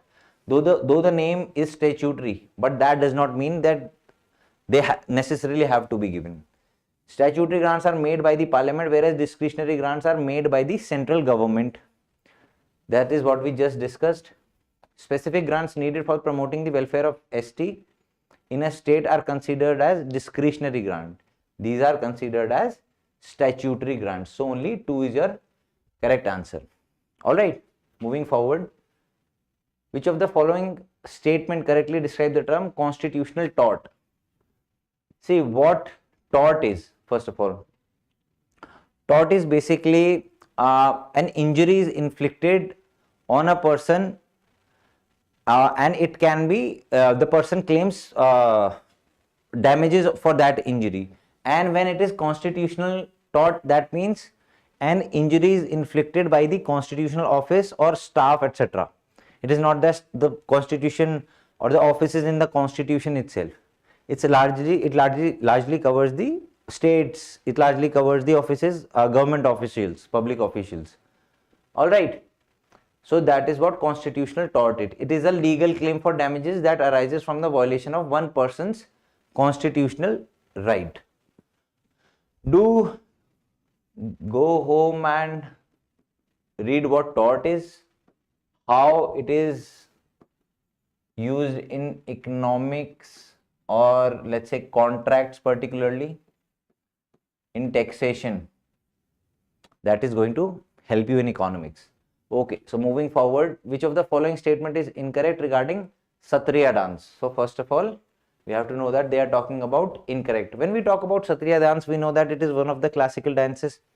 There are 8 classical dances, and this Satriya dance, as the first statement says, it was introduced by Shankaradev in 15th century in Assam.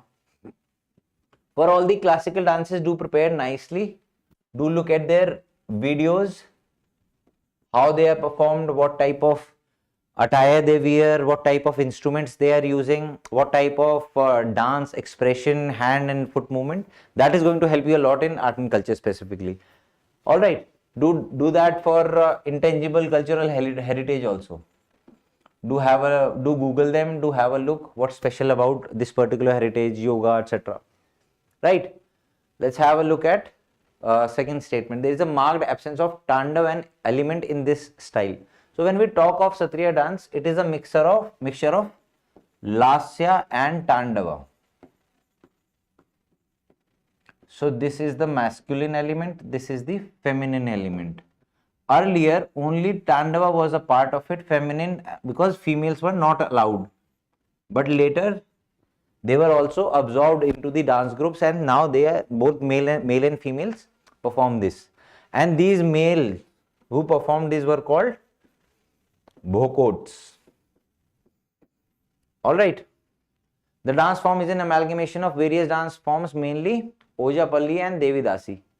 Yes, that is also correct. It was originally performed in group by male monks known as bhokots as part of their daily rituals. Yes. All right. So absence of Tandava is not there. Tandava is very much present, has been the permanent feature since its inception. Moving forward, talking about gallantry awards. So we know what gallantry awards are. These are awards given to armed forces, also to civilians also, for their extraordinary contribution, extraordinary contribution or act. This can be given in wartime and peacetime as well, and they have been differentiated. For wartime in 1950, Paramveer Chakra, Mahavir Chakra and Veer Chakra were established in 1950. In 1952, peacetime awards were also established in the form of Ashok Chakra, I think it's Kirti Chakra, and then Shaurya Chakra. And when we talk about the precedence, it is zigzag. So this is the proper precedence of these acts, these awards. PVC comes first. And for this particular question, we'll also know that last PVC was given to Captain Vikram Batra was there, and there was, I think, Sanjay Kumar was also there. He was a Subedar Major. So one Captain Subedar Major were the last PVC awardees. Gallantry awards are announced twice in a year. Yes, that is correct. They are announced on Republic Day and on Independence Day. All right. Do like if at all you'll be naturally going through newspapers. Whenever you come across any awards or for not just awards, for any terminology, do just Google and try to dig in. For prelims, this is going to help you a lot, because it is not just the what you are reading, what topics you are touching on, but also some depth on those topics, how you are able to link those topics. All right. So first statement is correct. Ashok Chakra ranks highest. This is incorrect because it is PVC. PVC has not been awarded since Kargil War in 1999. Yes. Do read about Kargil War. Do read about Kargil War Memorial. Why 26 July? All right. There is a mountain where he lost his or gave his life to the nation. It is known as Batra Top. What is this Dras region? All these just for your knowledge base. Veer Gatha project of Government of India aims to raise awareness among school students about the gallantry awards. This is correct. This is part of Azadi Ka Amrit Mahotsav, and this project is particularly for giving awards. It is in coordination of Ministry of Defence and definitely because it is given to a student, Ministry of Defence and Education. So 1, 3 and 4 are your correct options. Globally, the industrial sector is the second largest emitter of greenhouse gases only after power sector. So we'll be talking about Alliance for Industry Decarbonization. So this particular alliance was established by during G20 summit last year in Bali. So it was done under Bali Declaration. Bali Declaration of G20 in 2022. All right. So what was the aim? Aim was here for cooperation, for dialogue, for sharing best practices among the industry, for to coming to a, as the name suggests, decarbonization policy or strategy. So this is the ultimate aim. All right, let's have a look at the statement. It is a joint initiative of member countries of UNFCCC to accelerate achieving. It has no role. First statement is incorrect. The alliance aims at to provide financial grants to member countries for technology adoption. It does not talk about financial grants, anything. It talks about cooperation, sharing best practices and dialogue among the industry and the companies. So second is also incorrect. D would be your correct option. So we have asked lot of awards question this time and lots of sports questions this time, because be ready for surprises, right? UPSC is known for that. Let's have a look at the awards. Late Lata Dinanath Mangeshkar, Lata Dinanath Mangeshkar Award. So it is, as the name suggests, it is named after late Lata Mangeshkar ji, and it was awarded to our Prime Minister as the first awardee. And it is given to individual for outstanding contribution to nation. Contribution to nation, and it is given each year.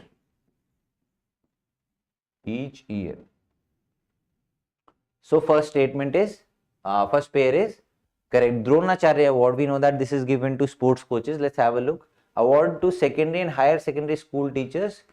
This is incorrect. Let's have a look at Sangeet Natak Academy Awards, given to honor contribution is music, dance and drama. Yes. Do read about these awards in detail. These are part of your art and culture, and also Gyanpith Award as well. Literary award awarded only to Indian citizens. This is specifically true. All right. I think it is given for literature for all the 22nd languages in 8th schedule plus English also. And I think in last year it was given to Konkani language. Do confirm. Talking about Konkani language, it was added to 28th schedule in I think 92 by 71st constitutional amendment. So keep your mind intact, keep your memory intact, how to link things. That is going to help you out a lot. So only one pair is incorrect, only 3 pairs are correct. Talking about FIFA World Cup. Now we have last 2 questions regarding sports. So we know that recently World Cup ended and Argentina picked up the trophy, and it took place in Qatar. Qatar in 22 became the first country in Middle East to host World Cup, FIFA World Cup. Yes, this is correct. Mbappe of France has won the Golden Ball Award for being the best player of the tournament. So we know that Football World Cup, this particular Football World Cup was about 4 M's. It was Mbappe who was given the Golden Boot Award for scoring the maximum goals. From one was Messi, who was given the Golden Ball Award for being the best player of the tournament, not Mbappe, and he has done it twice. I think in 2014 edition also he has won this particular trophy. Then there was Martinez, goalkeeper of Argentina, who won the Golden Glove. There was some controversy regarding his actions also. And other than these, the 4th M was of Morocco. It was a surprise edition in this World Cup, right? Or all the football fans would know. So second statement is incorrect. India has never qualified for FIFA World Cup. So whenever you read about international some games, some World Cups or some bodies, do look at from the perspective of India, what India has done, why India is not able to do that, if at all they have not been. Talking about this particular statement, this is incorrect, because in 1950 India qualified, and it was happening in Brazil. However, India later withdrew. The reason, there is a legend that it was because of they did not have shoes to wear. However, it was decided by the government or the sport body, that because it was only, I think, 3rd or 4th edition of World Cup that time, that Olympics are more important than World Cup, and we need not travel half of the world to reach Brazil to attend this as usual normal World Cup. We want to attend Olympics. All right. Even Brazil offered to support and finance that particular travel, but it was later denied. So third statement is also wrong. India qualified. So only one statement is correct. Last question for the day, Hockey World Cup. This is again in the news because I think presently Germany and I think Belgium is there in the final. They are fighting right now as we talk. Hockey World Cup. It is taking place in Odisha. We know that. So whatever big events are happening in India on Indian soil, we definitely can expect a question by UPSC on that, right? India has won the maximum number of men's hockey World Cup tournament. This is incorrect. India has only won once. Maximum number of time is won by Pakistan 4 times in 1970s and 80s. India won it in only 75. India is the only country to host this tournament for 2 times consecutively. Yes, this is correct. We last hosted the World Cup in 2018, and again we are doing that now. Which of the third statement, India has never won women's hockey World Cup tournament. This is correct. We are yet to win a female or women's World Cup. Alright, so only 2 and 3 are correct. So that was it on open test discussion. I hope you enjoyed the discussion and have some creative inputs and value addition to your knowledge. Ensure that whatever notes you are taking out of this, whatever learnings is, do put it into your base notes. Do not scatter your knowledge on any test, any question you do from here and there. Have a consolidated knowledge, have a proper revision cycle. That is going to help you out in prelims. All right. If you have any doubts, if anything, do connect to mentors at Forum IAS. That is going to help you out a lot. All right. All the very best. Thank you.